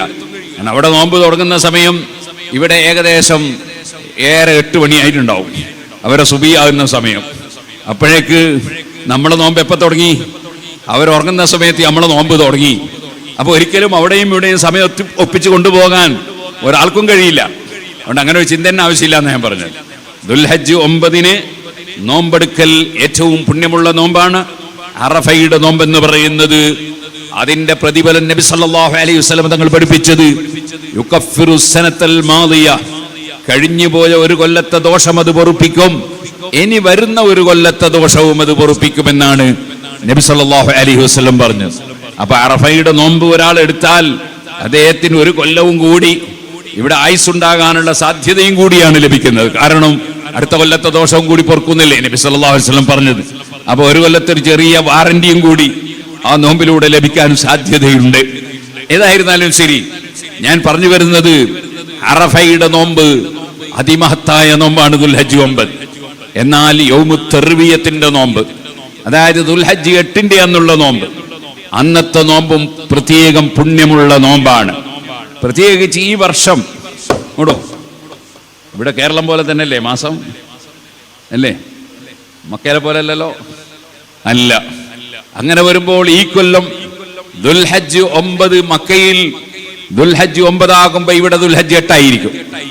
അപ്പോൾ ആ വലിയ പുണ്യം നടക്കുന്ന ദിനം, ആ ദിനത്തിൽ നമ്മൾ നോമ്പുകാരാവുക എന്നത് വളരെയേറെ പുണ്യമുള്ളതായതിനാൽ ഇക്കൊല്ലത്തെ 8 നോമ്പ് അത് എന്തായിരുന്നാലും എടുക്കാതിരിക്കരുത് എന്നുകൂടി ഞാൻ ഉണർത്തുകയാണ്. അതിന്റെ പുറമെ 9 അന്നും നോമ്പെടുക്കണം. നോമ്പെടുക്കാൻ കഴിയുന്നവർ, വളരെ പുണ്യമുള്ള നോമ്പാണ് ആ 2 നോമ്പുകളും. അതിന്റെ പുറമെയാണ് ദുൽഹജ്ജ് 1 മുതൽ 9 വരെ നോമ്പെടുക്കാൻ വളരെ പുണ്യമുള്ള ഒരു മാസമാണ്. എനിക്ക് ഇന്നലെ ഒരു പള്ളിയിൽ മഗ്‌രിബ് നമസ്കാരത്തിന് പങ്കെടുത്തു. എനിക്ക് അവിടുത്തെ ഇമാമിനോട് വലിയ സന്തോഷമുണ്ടായി. ഞാൻ അദ്ദേഹത്തെ വന്ന് തുടർന്നത് 2ാമത്തെ റക്അത്തിലാണ്. 2ാമത്തെ റക്അത്തിൽ തുടർന്ന് നിസ്കരിച്ച് എനിക്കൊരു റക്അത്ത് കൂടി ബാക്കിയുണ്ട്. അതുകൊണ്ട് ഞാൻ 2 റക്അത്ത് കഴിഞ്ഞ് 3ാമത്തെ റക്അത്തും കൂടി പിന്നിൽ നിന്ന് നിസ്കരിക്കുന്നു. അദ്ദേഹം അവിടെ ദിക്റും ദുആയും എല്ലാം കഴിഞ്ഞ് അദ്ദേഹത്തിന്റെ വകയിൽ 1 മിനിറ്റ് ഒരു പ്രസംഗം, ഇരുന്ന ഇരുത്തത്തിൽ ഒരു പ്രസംഗം. അതാണ് എനിക്ക് അദ്ദേഹത്തോടുള്ള സന്തോഷം ഉണ്ടായി എന്ന് പറഞ്ഞു. അദ്ദേഹം അവിടെ വെച്ച് പറയാണ്, അതാ ദുൽഹജ്ജ് പിറക്കുന്നു, എല്ലാവരും ദുൽഹജ്ജ് 1 മുതൽ വൽ ഫജ്രി സൂറത്ത് എല്ലാ ദിവസവും ഓതണം. അദ്ദേഹം അതവിടെ വെച്ച് മഗ്‌രിബിന്റെ ശേഷം പറയാണ്. അതേപോലെ അദ്ദേഹം പറയാണ്, അതേ നമ്മൾ കന്നുകാലികളെ കണ്ടാൽ, പശു, ആട്, മാട്, ഒട്ടകം എന്ന് പറയുന്ന സാധനങ്ങളുണ്ടല്ലോ, അതേ അത് പോത്തോ ആടോ പശുവോ ഒട്ടകമോ അങ്ങനെയുള്ള ജീവികൾ, ഉദ്ഹിയ്യത്ത് അറുക്കാൻ പറ്റാവുന്ന ജീവികൾ, നാൽക്കാലികൾ, അവകളെ കണ്ടാൽ അപ്പോൾ അല്ലാഹു അക്ബർ എന്ന് തക്ബീർ ചൊല്ലണം. അതൊരു പ്രത്യേക സുന്നത്താണ്. ഈ 10 ദിവസത്തിൽ നമുക്ക് നടപ്പാക്കാനുള്ള സുന്നത്താണ്. നമ്മൾ അല്ലാഹു അക്ബർ എന്ന് തക്ബീർ ചൊല്ലണം. അതേപോലെ അവകളുടെ ശബ്ദം കേട്ടാലും അങ്ങനെ ചൊല്ലൽ സുന്നത്താണെന്ന് ഫത്ഹുൽ മുഈനിൽ നമുക്ക് കാണാൻ സാധിക്കും. അപ്പോൾ ഒരു ആട് കരയുന്നത് കേട്ടാൽ, ഒരു പശു ശബ്ദിക്കുന്നത് കേട്ടാൽ, അപ്പൊ അല്ലാഹു അക്ബർ എന്ന് പറയൽ പ്രത്യേകം ഈ 10 ദിവസത്തിൽ സുന്നത്താണ്. സലഫു സാലിഹീങ്ങളായ ആളുകൾ നടപ്പാക്കി വന്ന ഒരു സുന്നത്താണ്. ഈ 10 ദിവസങ്ങളിൽ സദഖ വർദ്ധിപ്പിക്കുന്നത് പ്രത്യേകം പുണ്യമാണ്. സാധാരണ ദിവസം സദഖ ചെയ്യുന്നത് പോലെയല്ല. നമുക്കറിയാലോ, റമദാൻ മാസത്തിൽ സദഖ ചെയ്യുന്നത് പ്രത്യേകം പുണ്യമാണ്. റമദാനിലെ അവസാനത്തെ 10 സദഖ ചെയ്യുന്നത് വളരെയേറെ പുണ്യമാണ്. വെള്ളിയാഴ്ച രാവിലും പകലിലും സദഖ ചെയ്യുന്നത് പ്രത്യേകം പുണ്യമാണ്. അൽഹംദുലില്ലാഹ്, നമ്മുടെ പല നാടുകളിലും പള്ളികളിൽ വെച്ച് വെള്ളിയാഴ്ച ദിവസം പല പിരിവുകളും നടക്കും. ചിലർക്കതൊരു ശല്യമാണ് എന്ന് തോന്നും. വാസ്തവത്തിൽ നമുക്ക് സ്വർഗത്ത് കിടക്കാനുള്ള വഴിയാണത്. ആ വെള്ളിയാഴ്ച ദിവസം ഒരു സദഖ ആരും ചോദിച്ചില്ല നമ്മൾ കൊടുക്കലുണ്ടാവില്ല. അപ്പൊ ആരെങ്കിലും ഒന്ന് ചോദിച്ചാൽ നമ്മൾ കൊടുക്കും. അതുകൊണ്ട് തന്നെ ആ പിരിവിനെ വെറുക്കല്ല വേണ്ടത്, അതിന് സന്തോഷിക്കാണ് വേണ്ടത്. അൽഹംദുലില്ലാഹ്, എനിക്ക് സ്വർഗത്ത് കിടക്കാനുള്ള ഒരു വഴിയായല്ലോ, ഞാൻ ചോദിച്ചില്ലേ നമ്മളുടെ കൊടുക്കുന്നത്. അപ്പൊ ചിലപ്പോൾ പള്ളിയുടെ ആവശ്യത്തിന് വേണ്ടി ചിലർ ബക്കറ്റ് കാണിച്ച് വിരിക്കുന്ന സ്ഥലങ്ങളുണ്ടാവും. ചില സ്ഥലങ്ങളിൽ ഏതെങ്കിലും ഒരു പാവപ്പെട്ടവന് വേണ്ടി പിരിവെടുക്കുന്നവരുണ്ടാവും. ചിലപ്പോൾ വെള്ളിയാഴ്ച വേറെ എന്തെങ്കിലും പൊതുകാര്യങ്ങൾക്ക് മദ്രസക്കോ പള്ളിക്കോ ഒക്കെ പിരിവെടുക്കുന്നുണ്ടാവും. വെള്ളിയാഴ്ച ദിവസം സദഖക്ക് വളരെയേറെ പുണ്യമുള്ള ഒരു ദിവസമാണ്. വെള്ളിയാഴ്ച രാവും പകലും. ഇതുപോലെ ദുൽഹജ്ജ് 1 മുതൽ ഞാൻ പറയട്ടെ 10 വരെ എന്തായാലും അല്ല 13 വരെ എന്തായാലും വളരെയേറെ പുണ്യം സദഖ ചെയ്യുന്നതിന് പുണ്യമുള്ള ദിനങ്ങളാണ് എന്ന് ഇമാമിയങ്ങൾ പ്രത്യേകം രേഖപ്പെടുത്തിയിട്ടുണ്ട്. ഇതുപോലെ ദുൽഹജ്ജ് മാസത്തിൽ ഖുർആൻ ഓതുക. ഞാൻ പറയട്ടെ, നാളെ മുതൽക്ക് തന്നെ അല്ല ഇന്ന് മുതൽക്ക് തന്നെ നമുക്ക് എന്തുകൊണ്ട് ഇന്ന് വെള്ളിയാഴ്ച രാവാണ്, വെള്ളിയാഴ്ച രാവിൽ അതുപോലെ വെള്ളിയാഴ്ച പകലിലും 3 പ്രാവശ്യമെങ്കിലും അൽ കഹ്ഫ് സൂറത്ത് ഓതണം എന്നാണല്ലോ കിതാബുകളിലൊക്കെ പറഞ്ഞത്. നമ്മൾ പലപ്പോഴും 1 പ്രാവശ്യം പോലും ഓതാത്തവരായി പോകുന്നത് നമുക്ക് പാരത്രിക ലോകത്തേക്ക് തീരെ സമ്പാദ്യമില്ലാതെയായി പോകുന്നു എന്നതിന്റെ ലക്ഷണമല്ലേ സഹോദരന്മാരെ? അതുകൊണ്ട് വെള്ളിയാഴ്ച രാത്രി അതുപോലെ വെള്ളിയാഴ്ച പകലിലും നമ്മൾ അൽ കഹ്ഫ് ഓതിയാൽ മാത്രം പോരാ, അൽ കഹ്ഫ് ഓതണം. അതിന്റെ പുറമെ പരിശുദ്ധ ഖുർആൻ എത്രത്തോളം ഓതാൻ കഴിയുമോ ദുൽഹജ്ജ് മാസത്തിൽ പരമാവധി നമ്മൾ ഖുർആൻ ഓതണം. ഖുർആൻ ഓത്ത് വെറും റമദാനിലേക്ക് മാത്രമുള്ള ഒരു പരിപാടിയല്ല, എപ്പോഴും ചെയ്യേണ്ട ഒരു സൽക്കർമ്മമാണ് പരിശുദ്ധ ഖുർആൻ ഓതുക എന്നത്. അതിൽ വളരെ പ്രധാനപ്പെട്ടതാണ് ദുൽഹജ്ജ് മാസത്തിൽ ഖുർആൻ ഓതുക എന്നത്. നമുക്കെല്ലാവർക്കും അറിയാം, വെള്ളിയാഴ്ച രാവിലും പകലിലും വളരെ പുണ്യമേറിയ ഒരു അമലാണ്. അല്ല, ജീവിതത്തിൽ തന്നെ ഏറ്റവും പുണ്യമേറിയ ഒരു അമലാണ് അഷ്റഫുൽ ഖൽഖ് സല്ലല്ലാഹു അലൈഹി വസല്ലമ തങ്ങളുടെ പേരിലുള്ള സലാത്ത്. എല്ലാവരും എഴുന്നേറ്റ് 3 സലാത്ത് ചൊല്ലണം. സല്ലല്ലാഹു അലാ മുഹമ്മദ് സല്ലല്ലാഹു അലൈഹി വസല്ലം, സല്ലല്ലാഹു അലാ മുഹമ്മദ് സല്ലല്ലാഹു അലൈഹി വസല്ലം, അല്ലാഹുമ്മ സല്ലി അലാ മുഹമ്മദ് യാ റബ്ബി സല്ലി അലൈഹി വസല്ലിം. ഇരുന്നോളൂ സുഹൃത്തുക്കളെ, നമ്മൾ ഓർക്കണം, മഴ പെയ്യുന്നു. മഴ പെയ്യുക എന്നതൊരു നിഅമത്താണ്, ഒരു റഹ്മത്താണ്. അല്ലാഹു അവന്റെ പരിശുദ്ധ ഖുർആനിൽ വഹുവല്ലദീ യുർസിലു റിയാഹ ബുശ്റൻ ബൈന യദൈ റഹ്മതിഹി എന്ന് പറഞ്ഞ റഹ്മത്ത് കൊണ്ട് ഉദ്ദേശം മഴയാണ്. അതായത് അള്ളാഹുവിന്റെ റഹ്മത്തായ മഴ, അത് അള്ളാഹു തആല അയക്കുന്നതിന് മുമ്പ് കാറ്റിനെ അയക്കാറുണ്ടെന്നാണ് ആ ആയത്ത് നമ്മളെ പഠിപ്പിക്കുന്നത്. നിങ്ങൾ കേട്ടിട്ടില്ലേ, ഇമാം അബൂ ഹനീഫ റളിയല്ലാഹു അൻഹുവിന്റെ അടുക്കൽ ഒരാൾ വന്നു. എന്നിട്ട് ചോദിച്ചു, മറ്റൊരാളെ സംബന്ധിച്ചൊരു സംശയം ചോദിച്ചത് എന്താണ്?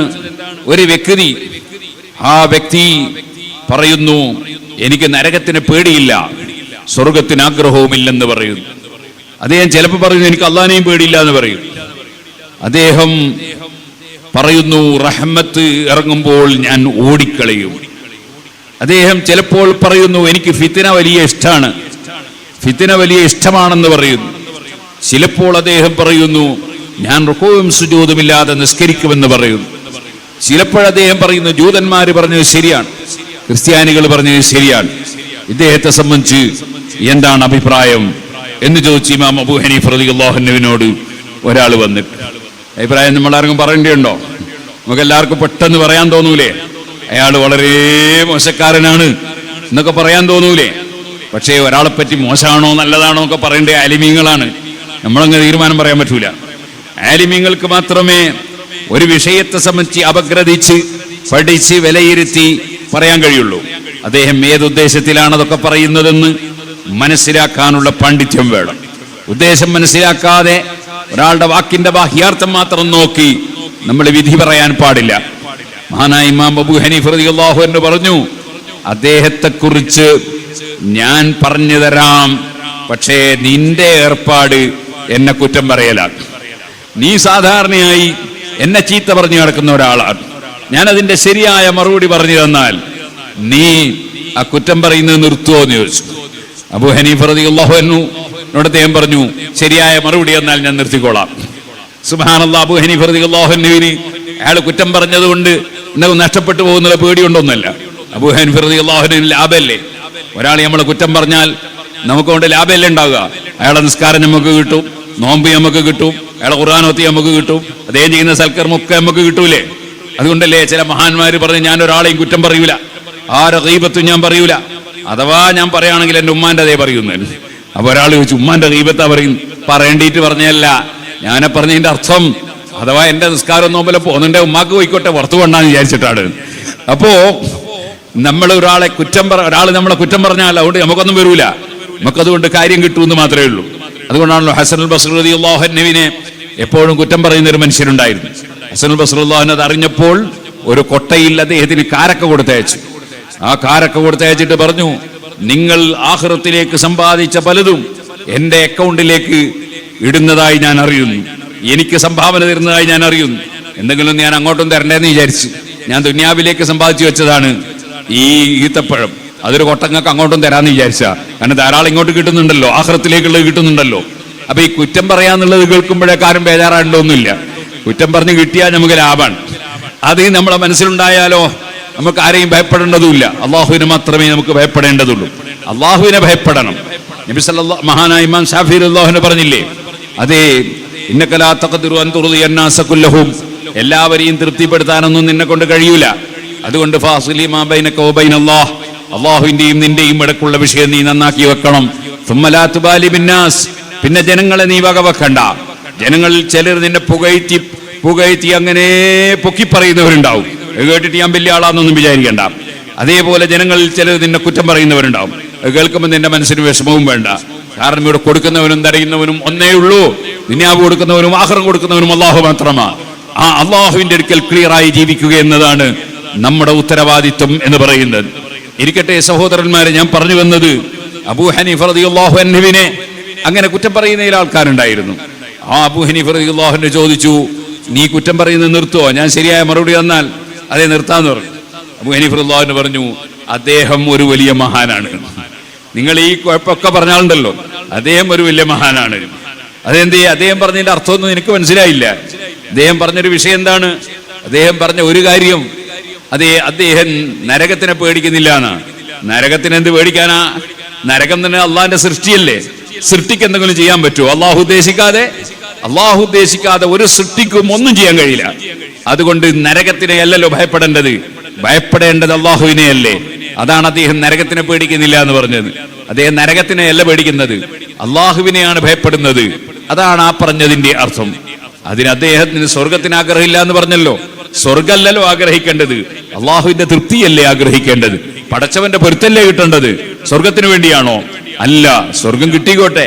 അതേസമയം നമ്മൾ അള്ളാഹുവിനെ സ്നേഹിച്ച് ബഹുമാനിച്ച് അവന്റെ തൃപ്തിക്ക് വേണ്ടിയാണ് നമ്മൾ പ്രവർത്തിക്കേണ്ടത്. അവൻ എന്താണോ തരുന്നത് അത് സ്വീകരിക്കാൻ സന്നദ്ധനാണെന്ന നിലക്ക് അള്ളാഹുവിലേക്കാണ് നമ്മുടെ ഖൽബ് തിരിയേണ്ടത്, സ്വർഗമെന്ന സൃഷ്ടിയിലേക്കല്ല. അതാണ് അദ്ദേഹം പറഞ്ഞതിന്റെ അർത്ഥം. അതിന് അദ്ദേഹം ചിലപ്പോ പടച്ചോനെയും പേടിയില്ല എന്ന് പറയുന്നില്ലേ, അത് നീ വിചാരിച്ച അർത്ഥത്തിലല്ല. ആ പറഞ്ഞതിനർത്ഥം അല്ലാഹു തആല പറഞ്ഞില്ലേ, അല്ലാഹു തആല അടിമയെ ഒരാളെയും തെല്ലും ആക്രമിക്കുന്നവനല്ല. അല്ലാഹു ആക്രമിക്കൂല.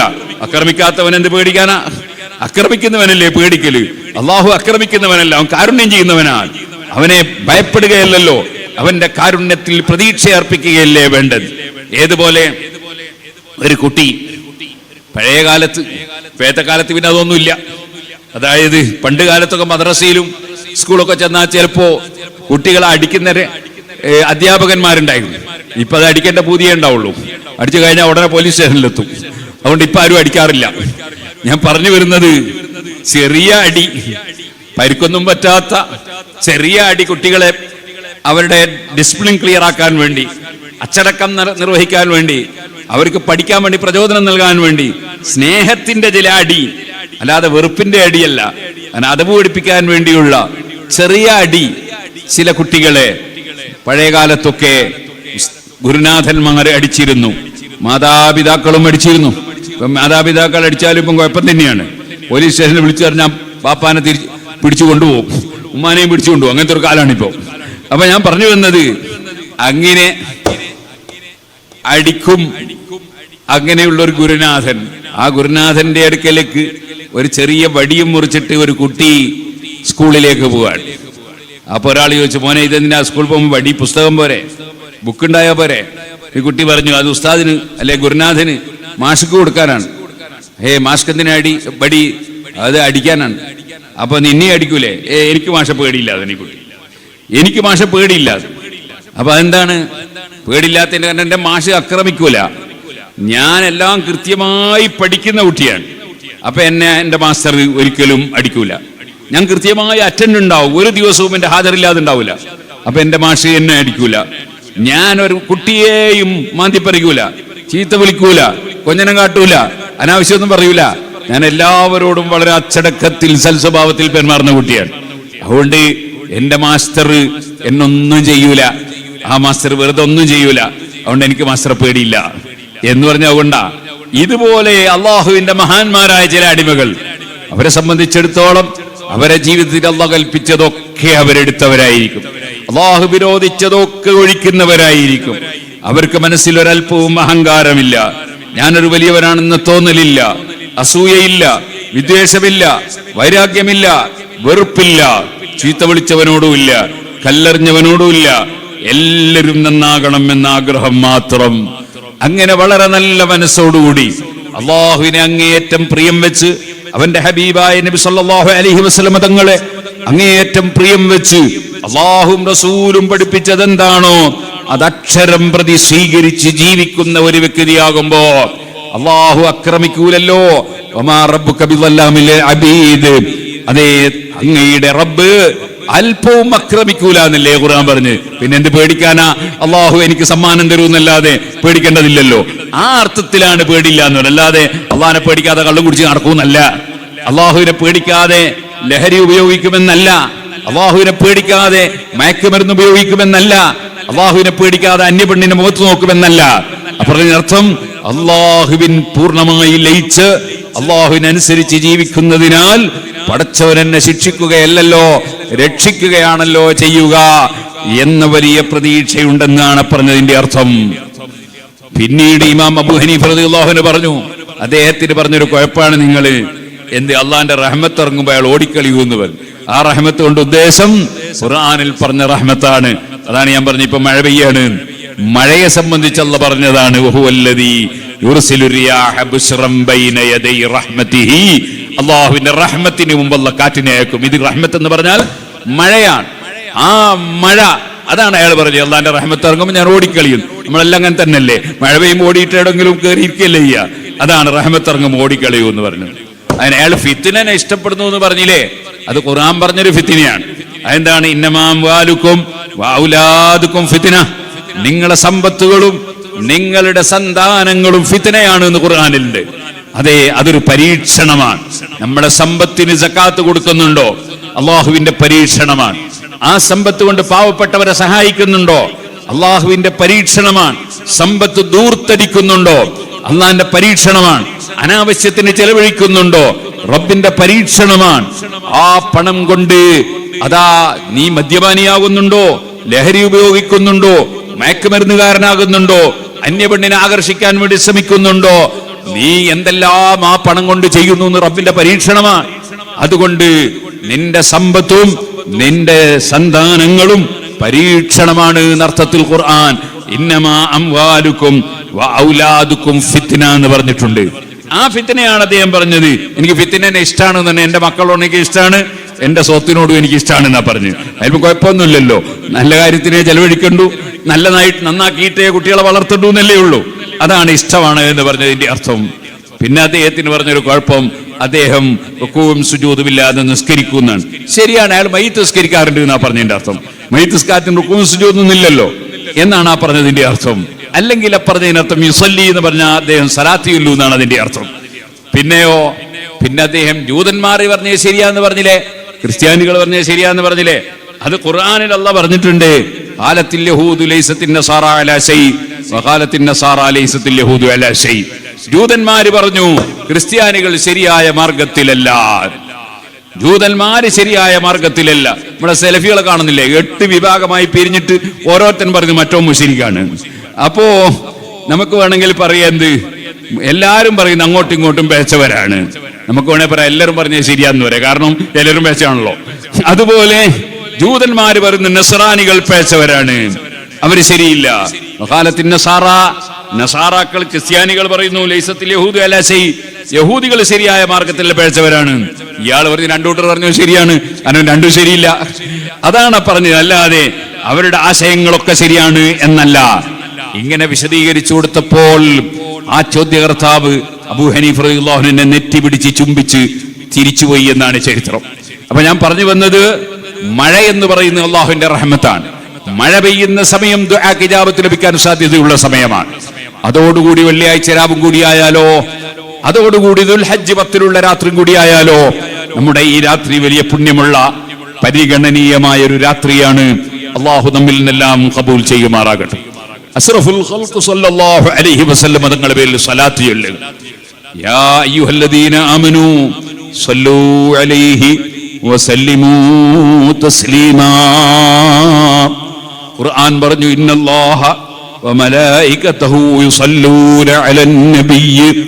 അല്ലാഹുവും അവന്റെ മലക്കുകളും അല്ലാഹുവിന്റെ നബിയായ മുഹമ്മദുർ റസൂലുള്ളാഹി സല്ലല്ലാഹു അലൈഹി വസല്ലമ തങ്ങളുടെ പേരിൽ സലാത്ത് നിർവഹിക്കുന്നു.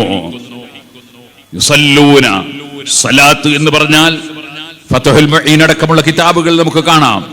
അസ്സലാത്തു മിനല്ലാഹി അർ-റഹ്മത്തുൽ മഖ്റൂനതു ബിത്തഅ്ലീം.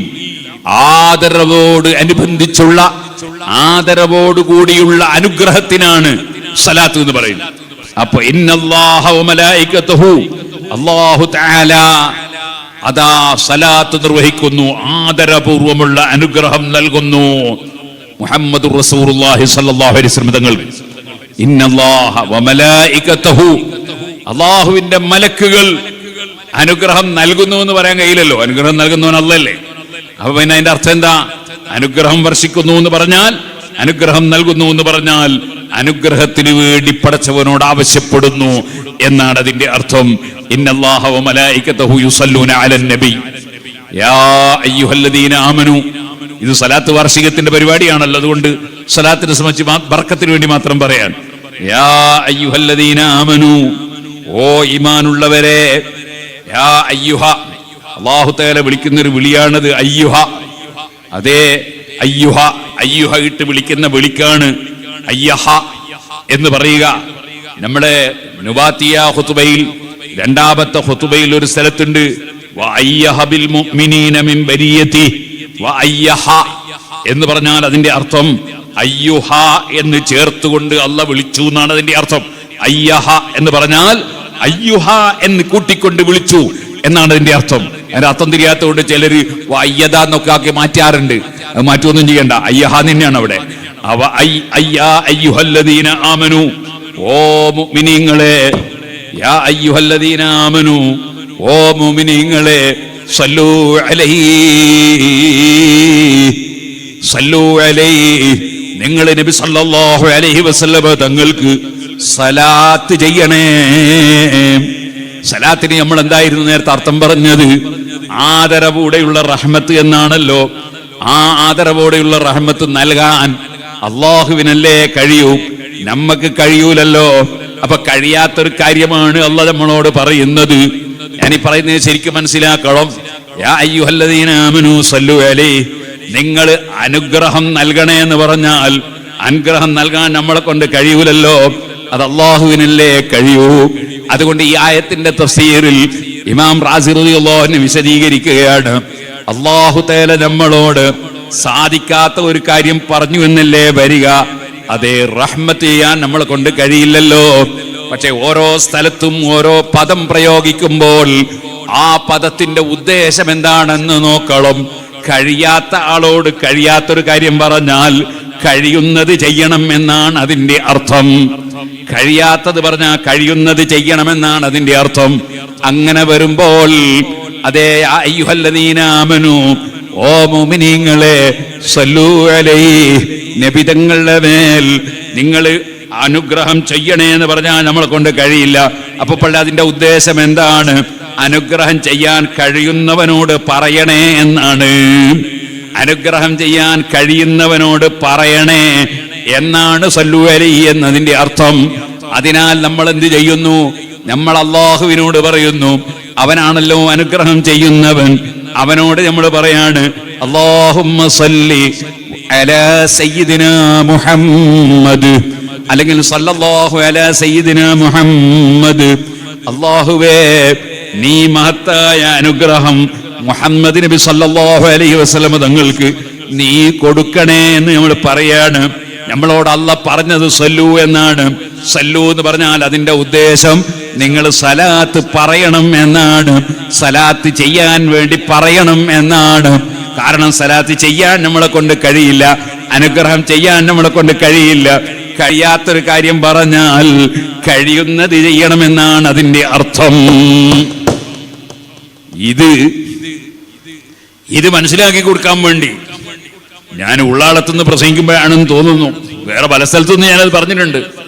അത് മനസ്സിലാക്കി കൊടുക്കാൻ വേണ്ടി ഞാൻ പറഞ്ഞിരുന്നു, നബി സല്ലല്ലാഹു അലൈഹി വസല്ലം തങ്ങളോടോ ബദരീങ്ങളോടോ മുഹീദ്ദീൻ ശൈഖിനോടോ നമ്മളൊരു കാര്യം പറഞ്ഞു. ഉദാഹരണത്തിന് ബദരീങ്ങളെ കാക്കണേ എന്ന് പറഞ്ഞു. കാക്കുന്നവൻ അല്ലല്ലേ? അപ്പൊ പിന്നെ ബദരീങ്ങളെ ആക്കണതിന് അള്ളാഹ് ബദരീങ്ങൾക്ക് കാക്കാൻ കഴിയോ? അള്ളാഹു അല്ലേ കാക്കുന്നവൻ. അപ്പോൾ പിന്നെ അതിന്റെ അർത്ഥം എന്താണ്? ബദരീങ്ങളെ കാക്കണേ എന്ന് പറഞ്ഞാൽ അള്ളാഹുവിനോട് ഞങ്ങൾക്ക് കാവല് വാങ്ങിത്തരണേ എന്ന. അത് അവര് അള്ളാഹുവിനോട് ശുപാർശ ചെയ്യുക, അല്ലെങ്കിൽ അവര് ഇടപെടുക, അങ്ങനെ കാവലുണ്ടാക്കി തരിക എന്നാണ് അതിന്റെ അർത്ഥം. അല്ലാതെ കാവലിനെ അവര് സൃഷ്ടിക്കുക എന്നല്ല. കാരണം എല്ലാം സൃഷ്ടിക്കുന്നവൻ അള്ളാഹുവാണ്. ഖാലിഖു കുല്ലി ശൈഇ, കാവലിനെ സൃഷ്ടിക്കുന്നവനും എല്ലാം സൃഷ്ടിച്ചു കൊടുക്കുന്നവൻ പടച്ചവൻ അള്ളാഹുവാണ്. അള്ളാഹുവല്ലാതെ സൃഷ്ടാവില്ല, പടച്ചവനില്ല. അപ്പോൾ പിന്നെ സൃഷ്ടികളോട് പറയുന്നതിനർത്ഥം അതിന് നിമിത്തമായി പ്രവർത്തിക്കണേ എന്നാണ്. അതുകൊണ്ട് തന്നെ ബദരീങ്ങളെ കാക്കണേ എന്ന് പറഞ്ഞാൽ അതിന്റെ അർത്ഥം ഞങ്ങൾക്ക് കാവല് കിട്ടാൻ ആവശ്യമായ ഇടപെടൽ നടത്തണേ എന്നാണ്. ഇടപെടൽ പല വിധത്തിലുണ്ട്. അതിലൊന്നാണ് അള്ളാഹുവിനോട് നമുക്ക് കാവൽ തരാൻ വേണ്ടി ആവശ്യപ്പെടുക. നിങ്ങൾ കണ്ടില്ലേ, സുബ്ഹാനല്ലാഹ്, അതിനു വേണ്ടി ആവശ്യപ്പെടുക. മറ്റൊന്നാണ് അവര് തന്നെ അള്ളാഹുവിന്റെ അനുമതി പ്രകാരം, പടച്ചവന്റെ ഉദ്ദേശപ്രകാരം അവൻ കഴിവ് കൊടുക്കുന്നതനുസരിച്ച് അവര് വിഷയത്തിൽ ഇടപെടുക. അതാണല്ലോ ഇമാം റംലി റളിയല്ലാഹു അൻഹു ഫതാവയിൽ പറഞ്ഞത്, ശുഹിദൂ നഹാറൻ ജിഹാറൻ യുഖാതിലൂനൽ കുഫാർ. സുഹദാക്കളായ ആളുകൾ പകലിൽ തന്നെ അതാ അവര് യുദ്ധം ചെയ്യുന്നവരായി, സത്യനിഷേധികളോട് യുദ്ധം ചെയ്യുന്നവരായി. മുമ്പ് ഷഹീദായി പോയ സുഹദാക്കളെ കാണാൻ തന്നെ കഴിഞ്ഞിട്ടുണ്ടെന്ന് പറഞ്ഞില്ലേ? അങ്ങനെ ഇടപെടുകയെന്നാണ്. എല്ലാ സ്ഥലത്തും വിഷയം സൃഷ്ടിക്കുന്നവൻ അല്ലാഹുവാണ്, കൊടുക്കുന്നവൻ അല്ലാഹുവാണ്, തടയുന്നവൻ അല്ലാഹുവാണ്. അപ്പോൾ ഏതെങ്കിലും ഒരാൾ ബദരീങ്ങളെ എന്റെ രോഗം സുഖപ്പെടുത്തണേ എന്ന് പറഞ്ഞാൽ രോഗം സുഖപ്പെടുത്താൻ ബദരീങ്ങൾക്ക് കഴിയൂലല്ലോ. രോഗം സുഖപ്പെടുത്തുന്നവൻ അല്ലാഹു ആണല്ലോ. വൈദാ മരിത്തു ഫഹുവ യശ്ഫീൻ, രോഗമായാൽ സുഖപ്പെടുത്തുന്നവൻ അല്ലാഹുവാണെന്ന് ഖുർആൻ തന്നെ പഠിപ്പിച്ചില്ലേ? നമ്മൾക്ക് റസൂലുള്ളാഹി തന്നെ പഠിപ്പിച്ചില്ലേ? അല്ലാഹുമ്മ ഇന്നക അന്തശാഫി ലാ ശിഫാ ഇല്ലാ ശിഫാഉക്. അല്ലാഹുവേ, നീ മാത്രമാണ് രോഗം സുഖപ്പെടുത്തുന്നവൻ, നീയല്ലാതെ രോഗം സുഖപ്പെടുത്തുന്നവനില്ല. എന്നാൽ ഒരാള് ബദരീങ്ങളെ രോഗം സുഖപ്പെടുത്തണേ എന്നങ്ങ് പറഞ്ഞു പോയാലോ, അങ്ങനെ പറഞ്ഞതിന്റെ പേരിൽ അവൻ ശിർക്ക് ചെയ്തു എന്ന് പറയാൻ പാടില്ല, കുഫ്ർ ചെയ്തു എന്ന് പറയാൻ പാടില്ല, ഹറാം ചെയ്തു എന്ന് പറയാൻ പാടില്ല, കറാഹത്ത് ചെയ്തു എന്ന് പറയാൻ പാടില്ല. മറിച്ച് മുഅ്മിനായ മനുഷ്യൻ അങ്ങനെ പറഞ്ഞാൽ അതിന്റെ അർത്ഥം എന്റെ രോഗശമനത്തിനു വേണ്ടി നിങ്ങൾ ഇടപെടണേ എന്നാണ്. രോഗം സുഖപ്പെടുത്തണേ എന്നാണ്, സുഖപ്പെടാൻ നിങ്ങൾ ഇടപെടണേ എന്നാണ്. ഏതുപോലെ ഒരു ഡോക്ടറോട് ഒരാൾ ചെന്നിട്ട് ഡോക്ടറെ എന്റെ രോഗം സുഖപ്പെടുത്തണേ എന്ന് പറഞ്ഞാൽ ഒരു മുഅ്മിനായ മനുഷ്യൻ ഒരിക്കലും തന്നെ ഡോക്ടർ രോഗം സുഖപ്പെടുത്തുമെന്ന് വിശ്വസിക്കൂല. മറിച്ച് രോഗം സുഖപ്പെടുത്താൻ വേണ്ടി ഡോക്ടറുടെ ഇടപെടൽ ഉണ്ടാകും. ഡോക്ടർ ചിലപ്പോൾ പരിശോധിക്കും, രോഗം കണ്ടെത്തും, മരുന്ന് കൊടുക്കും, ഓപ്പറേഷൻ ചെയ്യും, പലതും ചെയ്യും. ഇങ്ങനെ ഇടപെടലുകൾ നടത്തുമെന്നല്ലാതെ രോഗം സുഖപ്പെടുത്താൻ ഡോക്ടർക്ക് കഴിയുമെന്ന് ഒരു മുസ്ലിമും വിശ്വസിക്കൂല. പക്ഷേ പറയുമ്പോ ചിലപ്പോ ഡോക്ടറെ രോഗം സുഖപ്പെടുത്തണേ എന്നൊരു ഉമ്മ പറഞ്ഞാൽ ആ ഉമ്മ ഇസ്ലാം എന്ന് പുറത്തുപോയി എന്ന് വിധിക്കുന്നത് വിഡ്ഢിത്തമാണ്, വിവരക്കേടാണ്. അങ്ങനെ വിധിക്കാൻ പാടില്ല. ആ ഉമ്മ പറഞ്ഞതിന്റെ ഉദ്ദേശം ഇത്രയേ ഉള്ളൂ, നിങ്ങൾ ഇടപെടണമെന്നാണ്. ഇതുപോലെ ബദരീങ്ങളോട് പറഞ്ഞാലും നബി സല്ലല്ലാഹു അലൈഹി വസല്ലം തങ്ങളോട് പറഞ്ഞാലും ഏത് മഹാന്മാരോട് പറഞ്ഞാലും മുഅ്മിനീങ്ങൾ പറയുമ്പോൾ അതാണ് അർത്ഥം. ഓ സുഹൃത്തുക്കളെ, അത് തന്നെയാണ് ഇവിടെയും ഇമാം റാസി പഠിപ്പിക്കുന്നത്. അല്ലാഹ് നമ്മളോട് പറഞ്ഞു, സല്ലു അലൈഹി, നബി തങ്ങൾക്ക് നിങ്ങൾ സലാത്ത് ചൊല്ലണേ. എന്നല്ലല്ലോ സല്ലു എന്നതിന്റെ അർത്ഥം. അങ്ങനെയാണെങ്കിൽ അല്ലാഹുമ്മ സല്ലി എന്ന് പറഞ്ഞാലും അതിന്റെ അർത്ഥം അങ്ങനെ തന്നെയാകണ്ടേ. ഇനി അല്ലാഹു മലായികത്തഹു യുസല്ലൂന എന്ന് പറഞ്ഞാൽ അവിടെയും അങ്ങനെയാകണ്ടേ. അവിടെ ഒന്നും അർത്ഥം അങ്ങനെയല്ലല്ലോ, മറിച്ച് മഹത്തായ അനുഗ്രഹം ചെയ്യണമെന്നാണല്ലോ. അപ്പൊ അള്ളാഹു നമ്മളോട് മഹത്തായ അനുഗ്രഹം നൽകണമെന്ന് പറഞ്ഞാൽ അതിനർത്ഥം നൽകുകയെന്നല്ല ഉദ്ദേശം. നൽകാൻ വേണ്ടി പറയണം, നിങ്ങൾ ഇടപെടണമെന്നാണ്, നിങ്ങൾ പറയണമെന്നാണ്. അതുകൊണ്ടാണ് നമ്മൾ സലാത്ത് ചൊല്ലുന്നത്. ഇന്നല്ലാഹ വ മലായികതഹു യുസല്ലൂന അലൻ നബി. നബി തങ്ങൾക്ക് ഒരു കാരുണ്യവും ചെയ്യാൻ നമ്മളെ കൊണ്ട് കഴിയൂല. കാരുണ്യം ചെയ്യാൻ കഴിയുന്നവൻ അല്ലാഹുവാണ്. അല്ലാഹുവോട് താണുകയാണ്, അപേക്ഷിക്കുകയാണ്. അല്ലാഹുമ്മ സല്ലി അലാ സയ്യിദിനാ മുഹമ്മദ്. അല്ലാഹുവോട് അപേക്ഷിക്കുകയാണ്. അങ്ങനെ അപേക്ഷിച്ചാലോ അതിന്റെ ഗുണം ആർക്കാണ്? അത് നമ്മൾക്ക് തന്നെയാണ്. കാരണം റസൂലുള്ളാഹി സ്വല്ലല്ലാഹു അലൈഹി വസല്ലമ തങ്ങൾക്ക് അല്ലാഹ് എന്തായാലും മഹത്തായ അനുഗ്രഹം നൽകുമെന്നതിലൊരു സംശയവുമില്ല.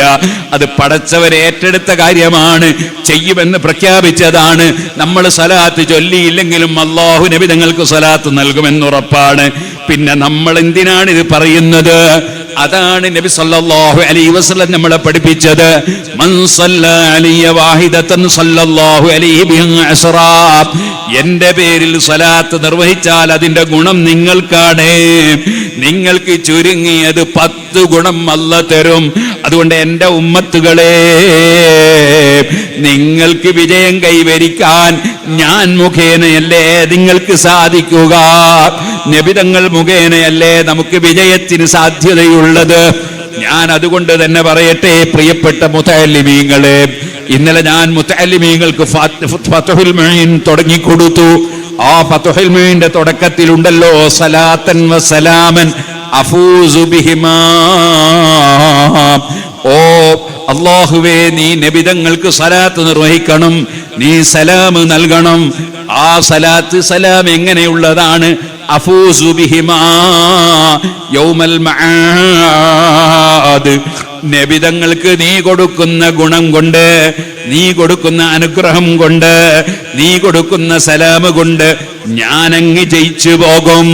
ഫത്ഹുൽ മുഈന്റെ തുടക്കത്തിൽ തന്നെ നമുക്ക് കാണാം, നമ്മുടെ വിജയത്തിന് നിദാനം റസൂലുള്ളാഹിക്ക് അല്ലാഹു കൊടുക്കുന്ന റഹ്മത്താണ്. റസൂലുള്ളാഹി സ്വല്ലല്ലാഹു അലൈഹി വസല്ലം തങ്ങൾ മുഖേനയാണ് നമുക്ക് വിജയിക്കാനുള്ളത്. ആ നബിതങ്ങൾ മുഖേനയല്ലാതെ നമുക്കൊരു വിജയവും കിട്ടാൻ പോകുന്നില്ല. അതിനാൽ മൻ സല്ലാ അലയ്യ വാഹിദതൻ, എന്റെ പേരിൽ വല്ലവനും ഒരു സലാത്ത് നിർവഹിച്ചാൽ സല്ലല്ലാഹു അലൈഹി അസ്റാ, അതാ അല്ലാഹു തആല അദ്ദേഹത്തിന് 10 മഹത്തായ അനുഗ്രഹം നൽകുമെന്ന് മുഹമ്മദുർ റസൂലുള്ളാഹി സല്ലല്ലാഹു അലൈഹി വസല്ലം പഠിപ്പിക്കുകയാണ്. ആകയാൽ സലാത്തിന്റെ ഗുണം നമുക്കാണ്, സലാത്തിന്റെ ഗുണം നമുക്കാണ്, അതിന്റെ എല്ലാ ഫലവും നമുക്കാണ്. നബിതങ്ങളുടെ പേരിൽ സലാത്ത് നിർവഹിക്കുക അത് വലിയ പുണ്യകർമ്മമാണ്. അത് വുജൂബാണ്, സുന്നത്തല്ല. സലാത്ത് വുജൂബാണ്, സുന്നത്തല്ല.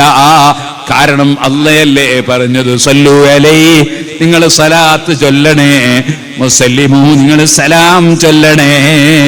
അതാണ് അതിന്റെ ഉദ്ദേശമെന്ന് നമ്മൾ പറഞ്ഞല്ലോ.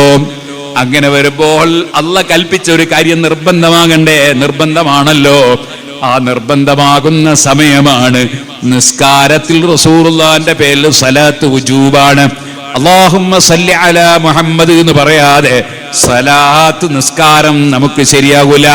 നിസ്കാരത്തിന്റെ ഫർളാണ് നബിതങ്ങളുടെ പേരുള്ള സലാത്ത്. അപ്പൊ സലാത്ത് നമുക്ക് നിർബന്ധമാണ്. ഇതുപോലെ അതാ ഖുതുബയിൽ നബിതങ്ങളുടെ പേരിൽ സലാത്ത് നിർബന്ധമാണ്. നബിതങ്ങളുടെ പേര് കേൾക്കുമ്പോഴും ഓർമ്മിക്കുമ്പോഴും സലാത്ത് നിർബന്ധമായും ചൊല്ലേണ്ടതാണ്.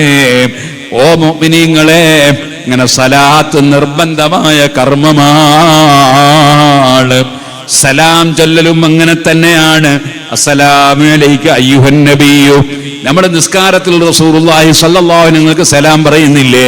അല്ലെങ്കിൽ സലാമുൻ അലൈക അയ്യുഹൻ നബിയു എന്നെങ്കിലും പറയണ്ടേ?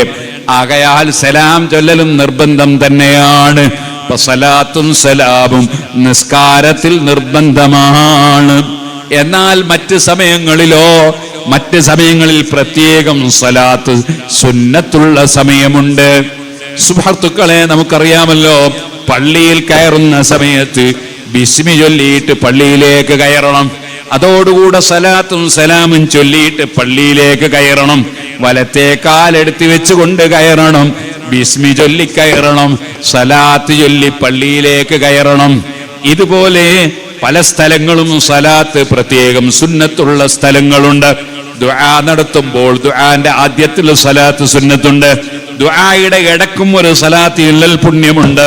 ദുആന്റെ അവസാനവും സലാത്ത് ചൊല്ലേണ്ടതുണ്ട്. അങ്ങനെ സലാത്ത് എന്ന് പറയുന്നത് പല സ്ഥലത്തും പ്രത്യേകം സുന്നത്തുണ്ട്. ഇനി ഞാൻ പറയട്ടെ, അതേ മീറ്റ് ചെയ്ത് പിരിഞ്ഞു പോകുമ്പോൾ സലാത്ത് സുന്നത്തുണ്ട്. മീറ്റ് ചെയ്യുമ്പോൾ സലാത്ത് സുന്നത്തുണ്ട്.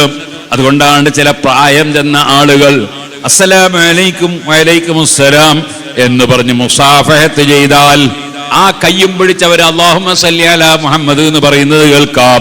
കാരണം അങ്ങനെ മുസാഫഹത്ത് ചെയ്യുമ്പോൾ ഒരു സലാത്ത് പ്രത്യേകം പുണ്യമുണ്ട്. ഇതുപോലെ നമ്മൾ സാധാരണയായി 3 സലാത്ത് ചൊല്ലി പിരിച്ചു വിട്ടിരിക്കുന്നു എന്ന് പറയാറുണ്ട്. പിരിഞ്ഞു പോകുമ്പോൾ സലാത്ത് സുന്നത്തുണ്ട്. അങ്ങനെ സലാത്ത് പല സ്ഥലത്തും പ്രത്യേകം സുന്നത്തുള്ള സ്ഥലങ്ങളുണ്ട്. എന്നാൽ മുഴുസമയവും സലാത്ത് പുണ്യമാണ്. സലാത്ത് വലിയ സൽക്കർമ്മമാണ്. ഓ നബിയേ, എന്റെ അമലുകൾ അതിൽ ഞാൻ 3-1 നബിതങ്ങൾ അങ്ങയുടെ മേലുള്ള സലാത്താക്കട്ടെയോ, എന്റെ പ്രാർത്ഥന അതിന്റെ 3-1 മുഴുവനും സലാത്താക്കട്ടെയോ എന്ന് ചോദിച്ചപ്പോൾ നബിതങ്ങൾ പറഞ്ഞു, വർദ്ധിപ്പിച്ചാൽ നല്ലതാണ്. എന്നാൽ എന്റെ പ്രാർത്ഥനയുടെ പകുതിയും ഞാൻ അങ്ങയുടെ പേരുള്ള സലാത്താക്കട്ടെയോ, അതേ വർദ്ധിപ്പിച്ചാൽ നല്ലതാണ്. 3-2 ഞാൻ സലാത്താക്കട്ടെയോ, വർദ്ധിപ്പിച്ചാൽ നല്ലതാണ്. എന്നാൽ എന്റെ പ്രാർത്ഥന മുഴുവനും അങ്ങയുടെ സലാത്താക്കിയാലോ എന്ന് പറഞ്ഞപ്പോൾ അവിടുന്ന് പറഞ്ഞില്ലേ, അതോടുകൂടെ നിന്റെ ടെൻഷൻ നീങ്ങിപ്പോകുന്നതാണ്, നിന്റെ ദോഷം പുറത്തു പോകുന്നതാണ്. നമുക്ക് വേണ്ടി നമ്മൾ പ്രാർത്ഥിക്കുന്നതിനേക്കാൾ എത്രയോ ഗുണം ലഭിക്കുന്നതാണ്. ഹബീബ് നബി സല്ലല്ലാഹു അലൈഹി വസല്ലമ തങ്ങളെ പേരുള്ള സലാത്ത് വർദ്ധിപ്പിക്കുക. അതിനർത്ഥം നമ്മൾ വുജൂബായ പ്രാർത്ഥന വേണ്ടെന്നല്ല, സുന്നത്തായ പ്രാർത്ഥന വേണ്ടെന്നല്ല, നബിതങ്ങൾ പഠിപ്പിച്ച ദുആകളൊന്നും നടത്തണ്ടെന്നല്ല. മറിച്ച് നമ്മൾ ചെയ്യുന്ന സൽക്കർമ്മങ്ങളിൽ ഏറ്റവും ശ്രേഷ്ഠമായ ഒന്നാണ് ഹബീബ് നബി സല്ലല്ലാഹു അലൈഹി വസല്ലമ തങ്ങളെ പേരുള്ള സലാത്ത്. അത് ധാരാളം വർദ്ധിപ്പിക്കണമെന്നും സലാത്തിന്റെ സദസ്സുകളിൽ കഴിവിന്റെ പരമാവധി നമ്മൾ പങ്കെടുക്കണമെന്നും, സലാത്ത് ചൊല്ലാൻ അല്ലാഹു ഭാഗ്യം തന്നാൽ ഒരു ദിവസം ചുരുങ്ങിയതൊരു 100 സലാത്ത്, അല്ലെങ്കിൽ ഒരു 300 സലാത്ത്, അല്ലെങ്കിൽ 1000 സലാത്ത് ഇങ്ങനെ പതിവാക്കി ചൊല്ലുന്ന ചില മുഅ്മിനീങ്ങളുണ്ട്. ഞാൻ പറയട്ടെ, എൻ്റെ ഒരു സുഹൃത്ത് ദുബായിൽ ടാക്സി ഓടിക്കുന്ന ഒരാളായിരുന്നു. അദ്ദേഹം എല്ലാ ദിവസവും 1000 സലാത്ത് ടാക്സി ഓടിച്ചുകൊണ്ടിരിക്കുന്നതിനിടയിൽ അദ്ദേഹം ചൊല്ലി തീർക്കാറുണ്ടെന്ന് എന്നോട് പറഞ്ഞു. വലിയ ഭാഗ്യവാനല്ലേ സുഹൃത്തുക്കളെ. നമുക്കും എത്ര സമയമാണ് നമ്മൾ വെറുതെ നഷ്ടപ്പെടുത്തുന്നത്. അപ്പോഴെല്ലാം ഹബീബ് നബി സല്ലല്ലാഹു അലൈഹി വസല്ലമ തങ്ങളെ പേരുള്ള സലാത്ത് ചൊല്ലിയ ആൾ അല്ലാഹുവിന്റെ റസൂലുമായി ഏറ്റവും അടുപ്പമുള്ള ആള്. അക്സറുഹും അലൈഹി സലാത്ത്, ഞാനുമായി എന്റെ പേരിൽ ഏറ്റവും സലാത്ത് ചൊല്ലുന്നവനാരോ അവനാണ് ഞാനുമായി ഏറ്റവും അടുപ്പമുള്ളവൻ, സ്നേഹമുള്ളവൻ എന്നല്ലേ അഷ്റഫുൽ ഖൽഖ് സല്ലല്ലാഹു അലൈഹി വസല്ലം പഠിപ്പിച്ചത്. അതുകൊണ്ട് അതും നമ്മൾ പരിഗണനയിൽ ഉണ്ടാകണമെന്നും ഈ 10 ദിവസവും പുണ്യകർമ്മങ്ങളെ കൊണ്ട് നമ്മൾ നല്ല സമ്പാദ്യം സമ്പാദിക്കണമെന്നും നിങ്ങളോടും എന്നോടും വസിയ്യത്ത് ചെയ്ത് ഞാൻ എൻ്റെ വാക്കുകൾ നിർത്തട്ടെ. അർഹമുർ റഹീമീനായ അൽ മലിക്കുൽ ജബ്ബാറായ രാജസയ്യിദായ റഹ്മാനെ, ഞങ്ങളെ മജ്ലിസ് നീ ദുആക്കുത്തരമുള്ള മജ്ലിസാക്കണം റഹ്മാനെ.